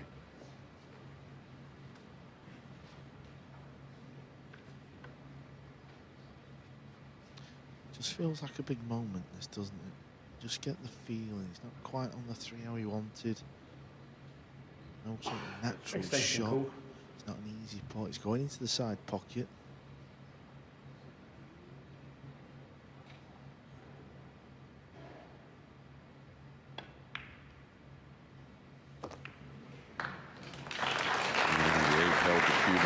That gave him options on how he could shoot it.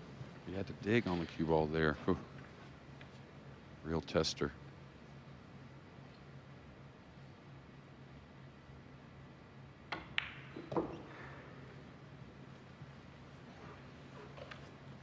Just hold the rock here for the 6 in the opposite middle, I think.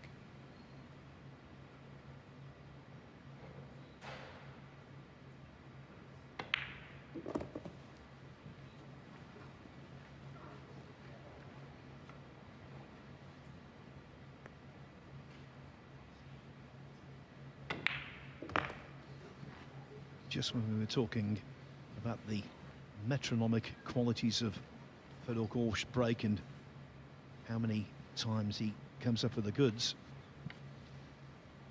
In rack 17, it's dry, giving Shane van Boening encouragement. 2 rails for the side. Pay attention to it. Catch rail first or something on the 8. It's clean.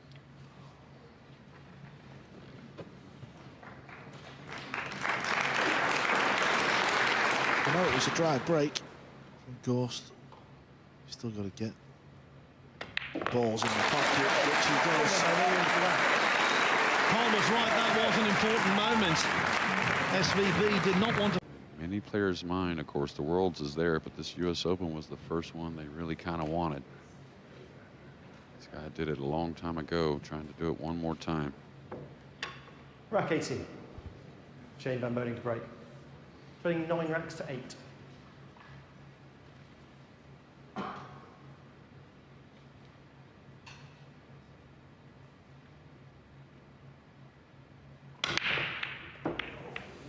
He's adding that right spin, and I can only imagine that's intended. If this cross-side bank goes, I think you're going to see him try to clear the table. Yeah, he's not had much love for the break off the lowest ball, has he?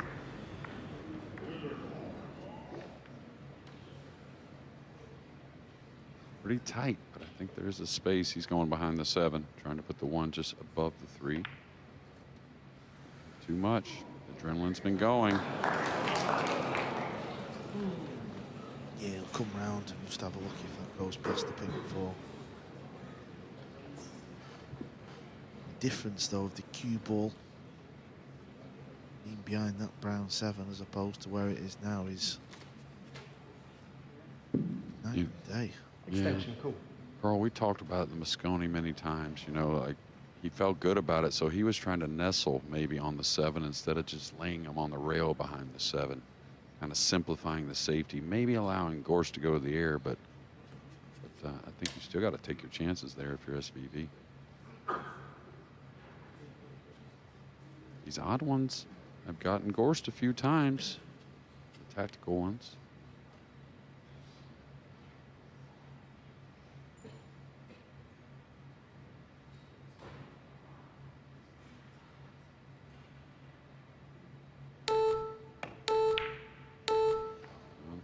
Was a friendly bumpy guy because that 1 was going to be near the pocket, snookered or not. He would have probably been able to get at it.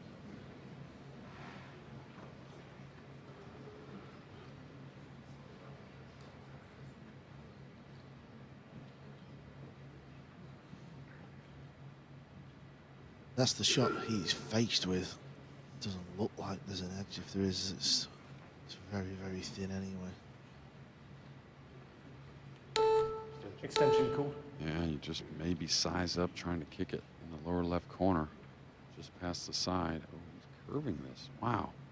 I mean, he's trying to make this or dive the cue ball down for safe. Easy. Let's hit this shot. I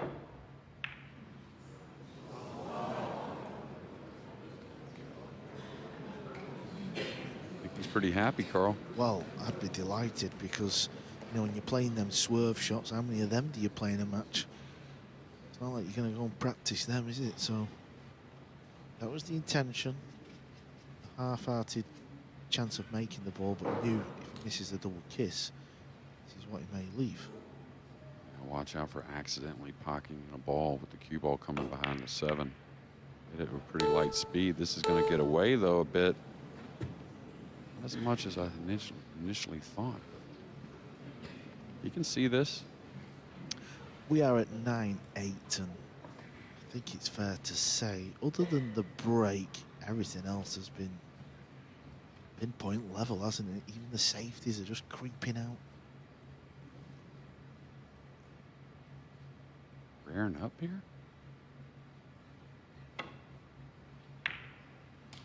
He wants the speed to be right. Maybe a hair heavy. Gorst will cut at this with the blue 2 on the opposite end.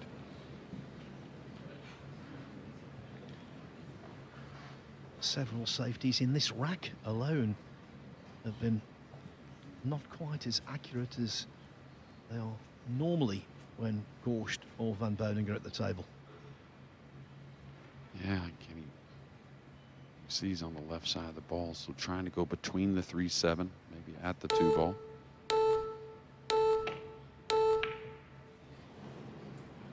Where's Off this with the cue timing. ball going? Sorry, Carl.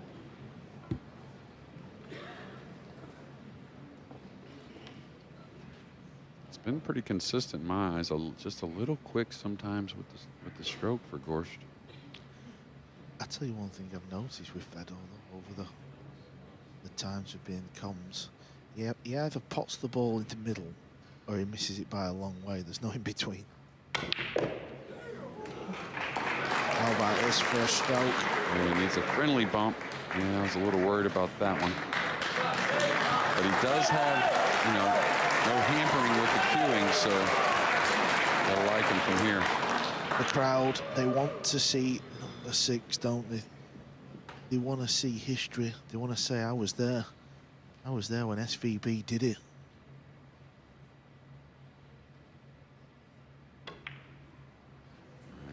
Using the side rail a bit.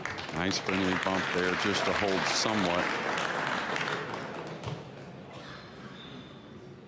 This is odd as well. Yeah, you're going to say you say friendly, but don't look very friendly. Well, maybe he would have went into the 3, which would have been better. Coming between the 6-9. He just cannot get on the ball. He's played 3 very nice pots. The cue ball just don't want to go where he wants it. Yeah, I don't know if we'll see it again, but I think that was just the 3 ball getting caught maybe to the thick part of the pocket. That's why he contacted the green 6. You looking for a kick and stick here?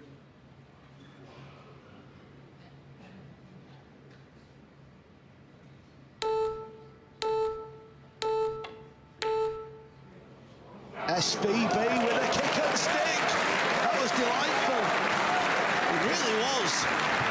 And this kick and stick could do the trick, although never, ever right off Gorst. Yeah, most players recognize that shot, but don't want to really shoot it in the moment.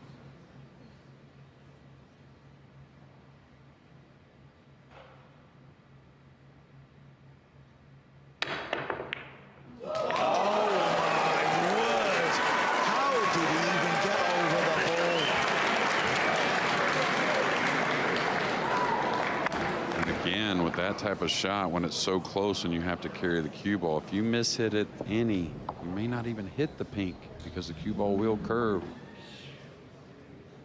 You can try and defend against him, but he's got an air force. Oh, this speed may fall underneath this. This is going to get tricky. A little bit anyways. Go into the 7? I mean, into the 9? I thought it would pass the 9 and go a little more towards the 8. Let's be thinner than we even think here in the booth.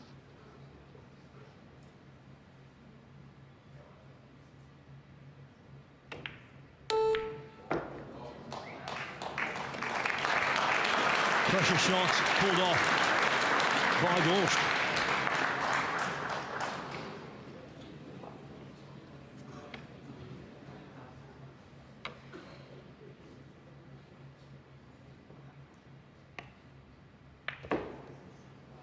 We've talked all week about his superior jumping skills. It led directly to him winning rack 16. And the same thing applies in rack 18. The first animated fist pump of the match. Shane van Boening was a little unfortunate there. Fedor Gorst to break, leaving 10 racks to 8. A rare dry break in his last attempt. You wouldn't expect that again.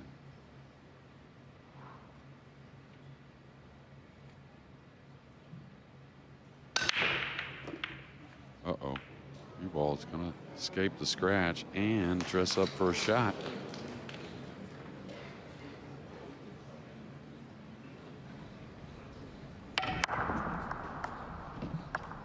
Three's a little covered up, but I think he's got a natural angle to get up by that side pocket and just get a look at the red three.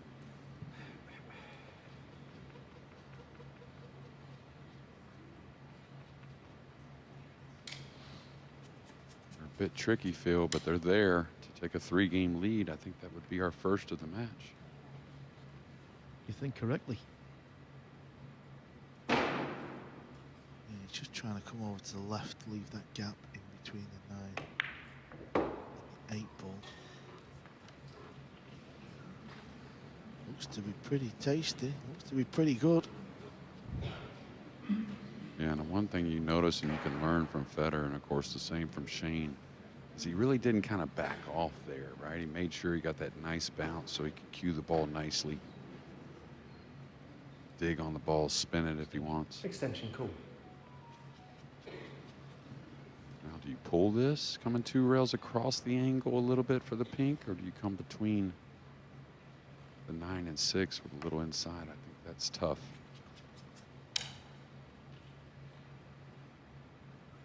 Got to pull this 2 rails below the 7, I think.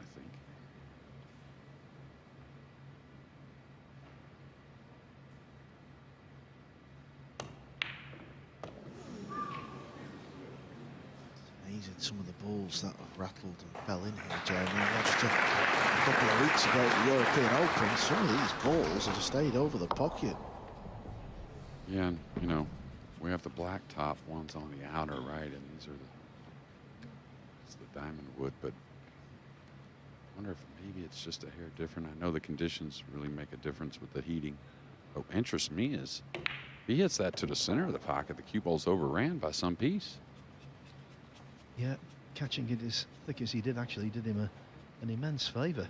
Ideal on 4 to drop ideally on 5 and so on and so forth.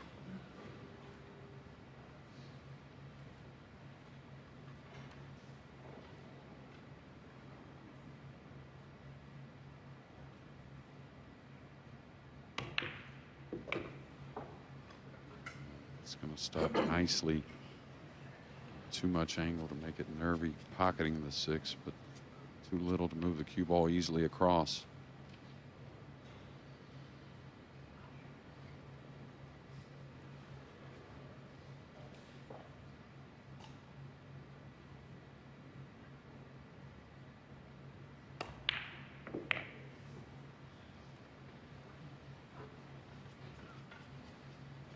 Gorst in the process of establishing a substantial lead.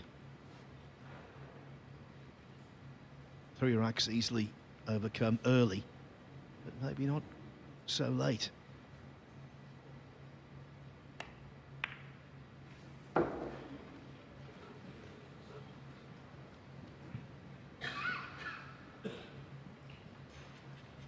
Yeah, no foregone conclusion that Shane gets back to the breaking in this match. That's just how 9-ball pool can be, especially with the best. But I'm still interested to see if he just does get back to that end, if he just starts to really unload on the rack. This is going to be the 4th break and run out that SVB has been on the receiving end of. Gorst 3 in front for the first time and needing 2 more to win the US Open. Making a 1 ball all week, a high percentage of the time. He's praying he doesn't land on the lowest ball.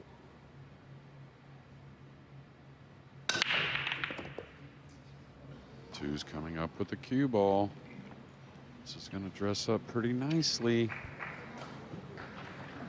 Be a little goofy getting on the 3 correctly to get onto the 4, but you know, once they get in line with that first shot, they usually run the rack. Let's put it this way, Carl. He'll take it. 100%. Just 1 more rack away from getting on the hill, and he does get to 12-8. Feel like he'll get some sort of chance, don't you, at some point?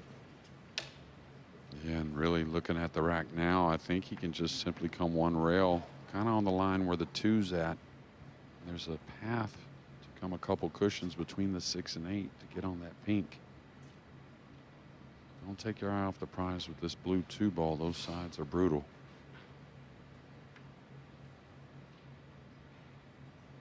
Extension, cool.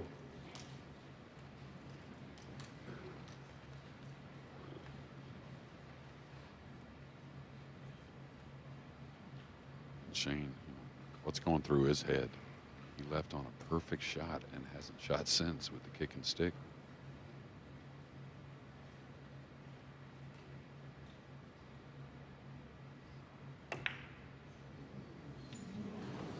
Said before, JJ. Fedor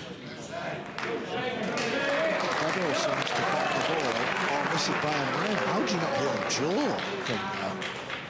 Yeah, and he knew it right whenever he delivered the cue. You know, the thing is, I talked about it. Wow, that was far off. That wouldn't have gone on a 5-inch pocket, but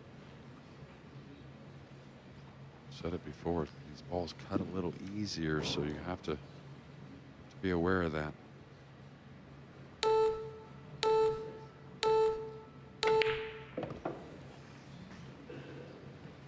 Shane is something else, huh? Like, I'm looking at how I'm going to shoot that 2-ball. I'm shooting it like half the pace that he had right there.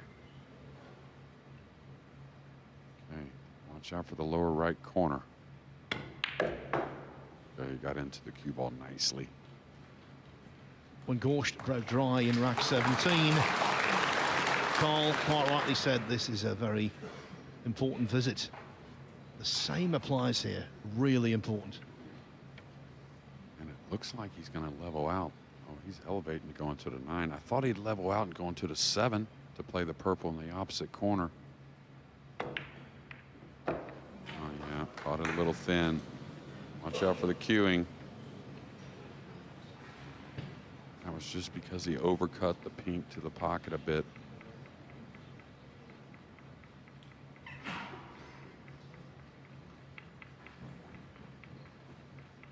before Shane played the kick and stick, to which then Fedor jumped the ball in that very same rack. He was losing the cue ball. Couldn't get the cue ball where he wanted. He's lost it here. Watch outside pocket. Yeah, good shot. Very good safety. Don't leave a combo on.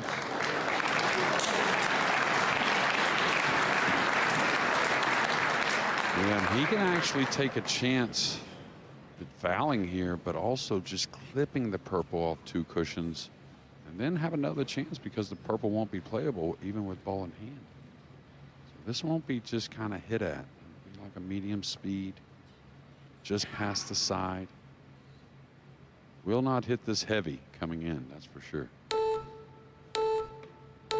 played it lighter. Foul stroke. Ball in hand. Please start the clock. What happened there? Yeah, he didn't recognize the shot I was talking about, trying to come 2 cushion and just nip the 5. And again, if you don't, you just give up ball in hand.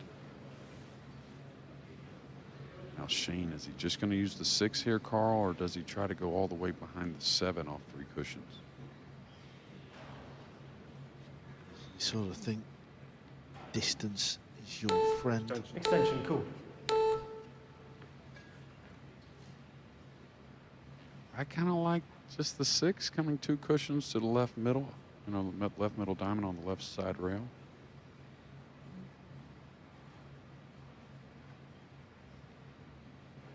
I think this is okay.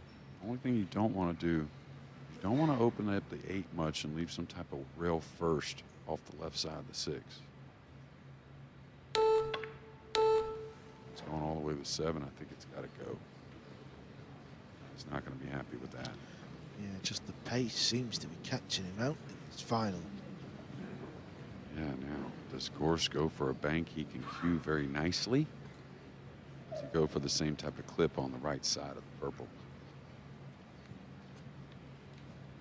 That's the difference, you see. If Shane gets the back rail and the 7's in the way, Gorst is in a bit of trouble. SVB's got the advantage, but this could just swap straight back over. Okay, he's a little shy as well, and this ball will cut, you know. Yeah, really shocking he didn't get a bounce off the bottom cushion there. You always want to at least get to that cushion. It's easy to shoot in between there. Do it all the time.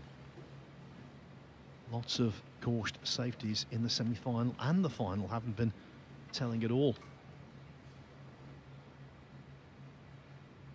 banking the purple back down. Use the 9, I think.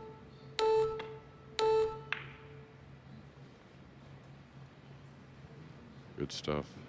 Really good. Yeah, he's very good at that type of shot. It's Shane.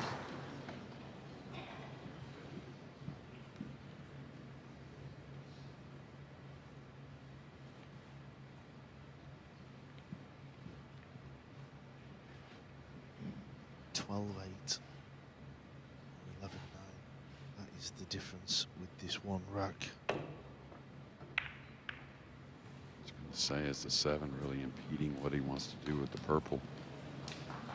Still, he's done all right. I mean, a lot of pressure here and a long shot. Yeah, huge pressure. This is long. Don't be fooled by your TV screens thinking this is an easy shot. It is not. Counterpoint, this is Shane van Boening. He crunches them in like this on a regular basis.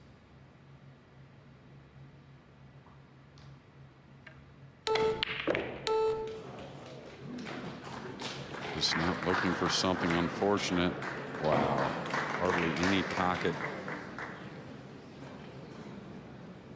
You have to show us this super thin one to the upper right.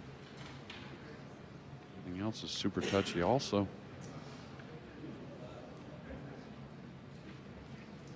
Yeah, whenever you, I'm gonna say hit and hope, Jeremy, but whenever you take that little gamble, it's not always going to pay off, is it?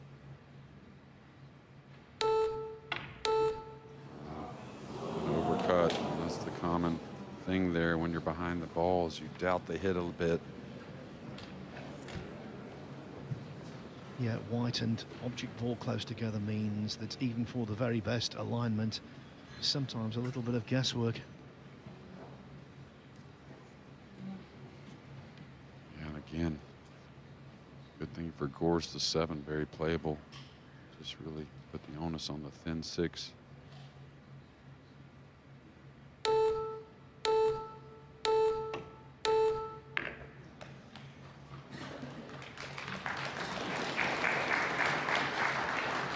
The hill is beckoning, Cole. It is. Magic number 6 for Shane. It's looking a little unlikely. And it goes on to win, Fedor. Certainly get to the hill here, but oh my. Oh my. So definitely still off with the stroke a bit. That wasn't about the contact as much as the delivery. What I was going to say is, again, another match, just kind of winning all kinds of ways.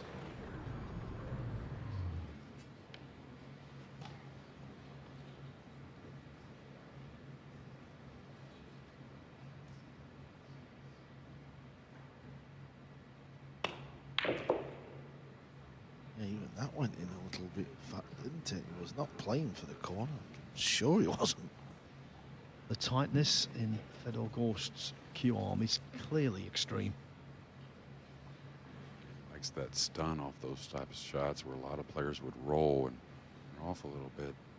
Shows.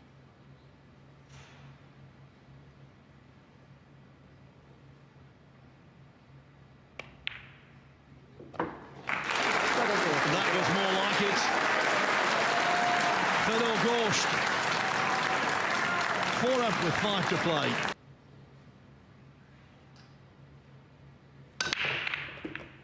Cue ball. Ooh, maybe heading towards that side.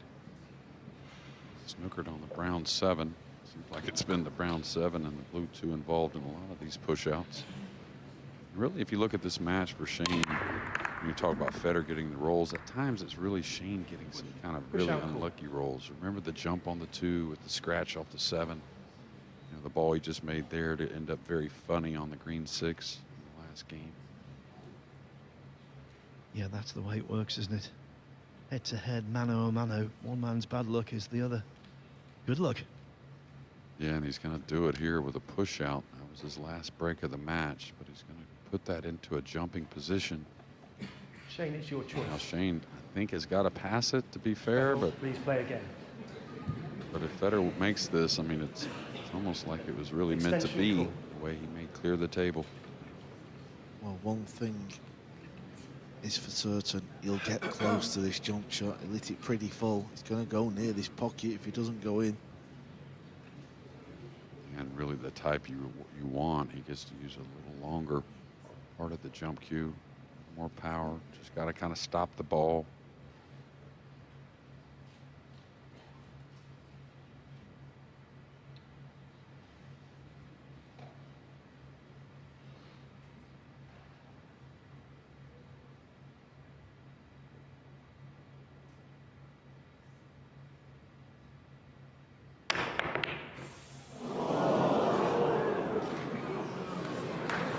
Interesting, he drew the ball there. He's very much in control of that jump cue, and I thought it'd be more of a stop or maybe even stoning forward a bit.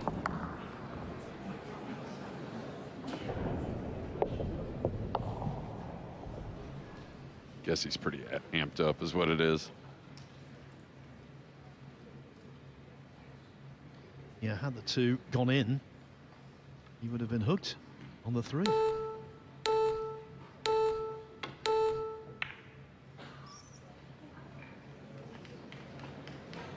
I think he knew he wasn't going to get the snooker, or most likely not.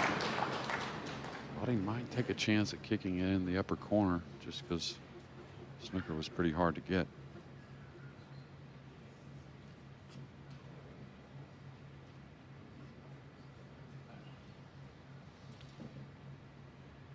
I think you got to bank the 2 back at the 3 really here. Try and get as much to the left as you can.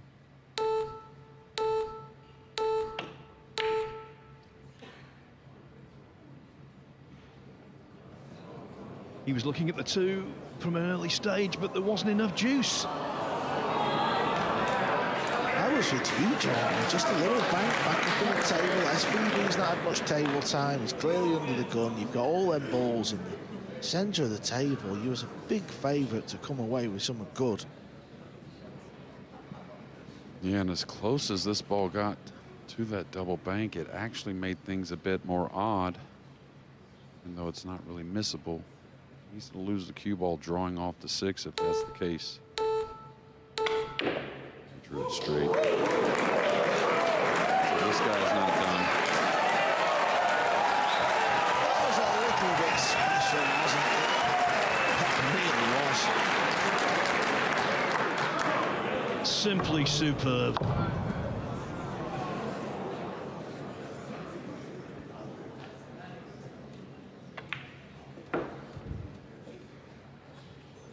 Set up nice, and again, really interested. See what he does with the break. He's got to get out here first, though.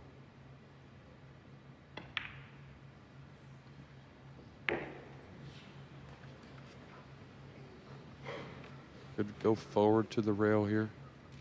It's a little natural off the green 6.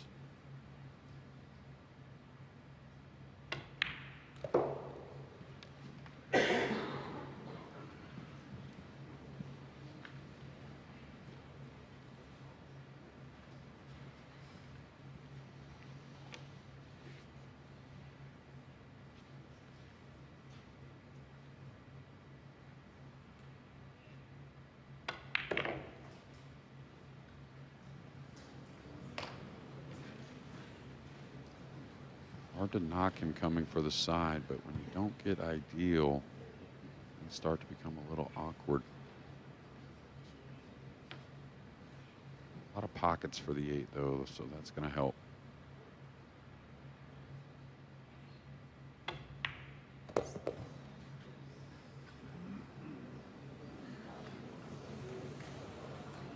Yeah, at first I thought he was just going to stunt past the 8 off the back rail and just back out.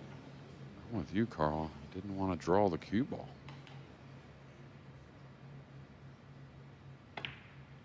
I think that caught a hair of the knuckle, but it isn't enough to keep it out of the pocket.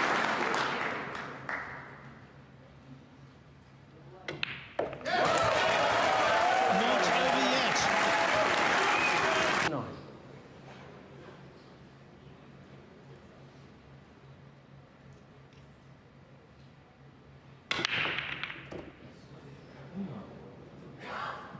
First glance, looks like he's going to have a shot.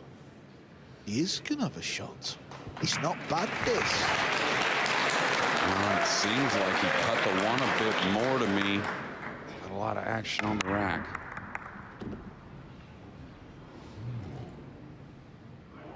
He is almost as good a starter as he's had all match. Can he ease it and go by the pink? Play the pink in the opposite side? That's what I would look at. May have to go to the bottom rail and back up.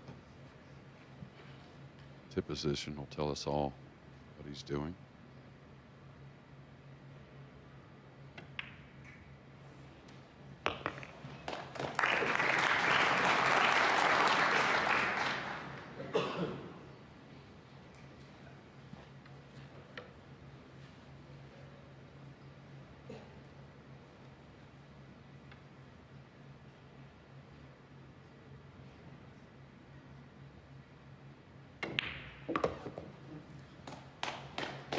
Little body movement. I think the heart's pumping. Yeah, this is a big shot now, isn't it, JJ? He's got to just make sure he doesn't leave himself a little bit weird on this green 6. And it's easy to do that. He sort of has done that, so now he's got to rip this one in. Yeah, and he stays a little more in the middle with the stroke. I don't think the cut's that bad. We saw Fedor Gorst end up short on a similar play.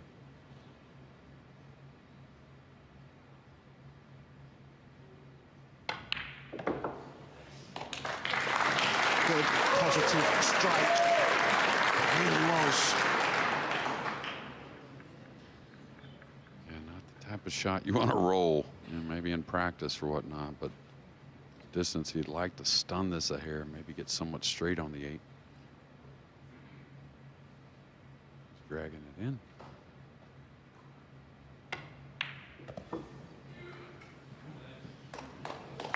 What a time this would be to deliver only your second break and run out of the final. Yeah, win or lose, though. I mean, he's shown a lot of heart with these outs. Yeah, he knows if he gets a chance and he doesn't take it, it's not going to be 6. Got to nip this ball in.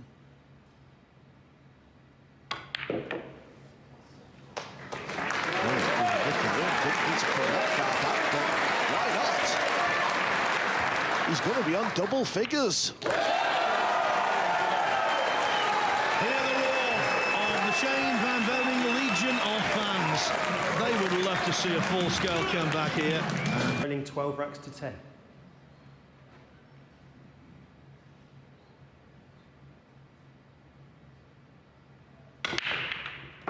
One's high. Watch out, cue ball with that spin. Oh, my.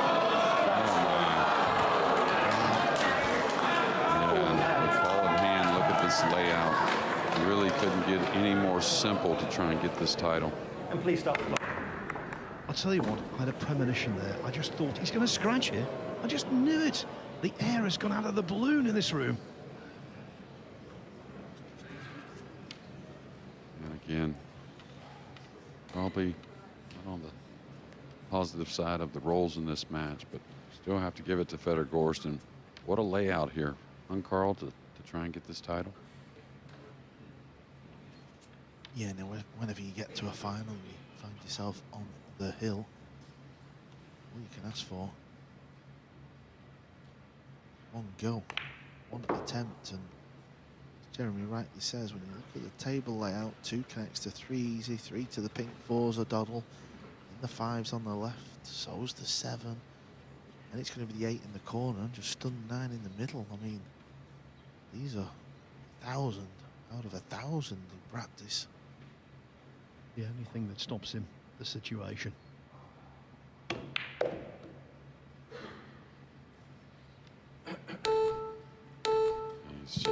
perfect. Not too much angle, but just enough to move the ball easily off the rail. Can't foresee any problems, really. Yeah, we know there's a lot on the line here. Keep talking about the fact that if he was to win the US Open, he'd hold all 3 of the big ones at the same time, and he knows that. But the fact that, you know, he beat Villa Hill at the Masters, he beat Katja Hill at the World Tour Championships, he's got serious mettle about him. He's gotten a hair on the bad side of this pink. It's not much. I wonder if he just holds or goes to the rail and back out.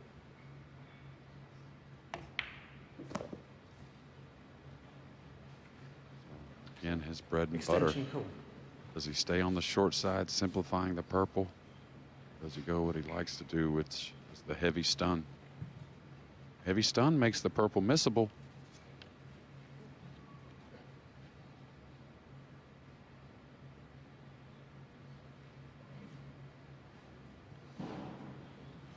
I would really consider the soft draw here, maybe to the backside of the 7 in some sort.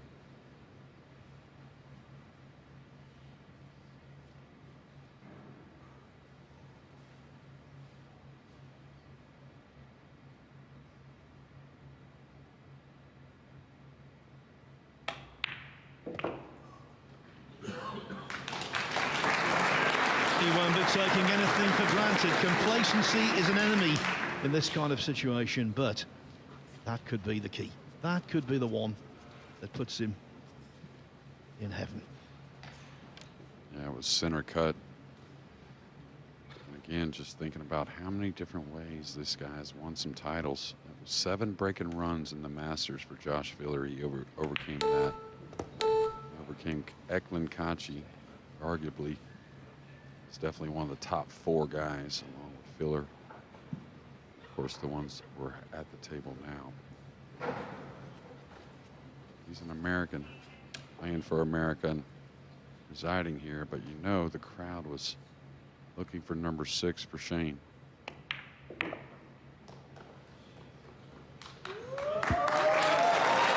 There's still time for Van Boening. But 2024 surely will not be his time.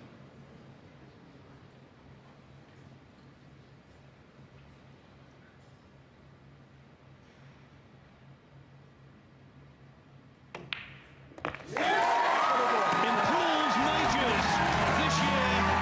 The man they call the Ghost has left everyone for dead. Burying the opposition again. Van Boening in the final of the US Open. Eklund Kachi in the final of the World and 9-Ball Championship. Fedor Gorst beating Joshua Filler in the World Masters. It means a tremendous treble, an unprecedented hat-trick. And what a way to complete it. Here in his adopted home.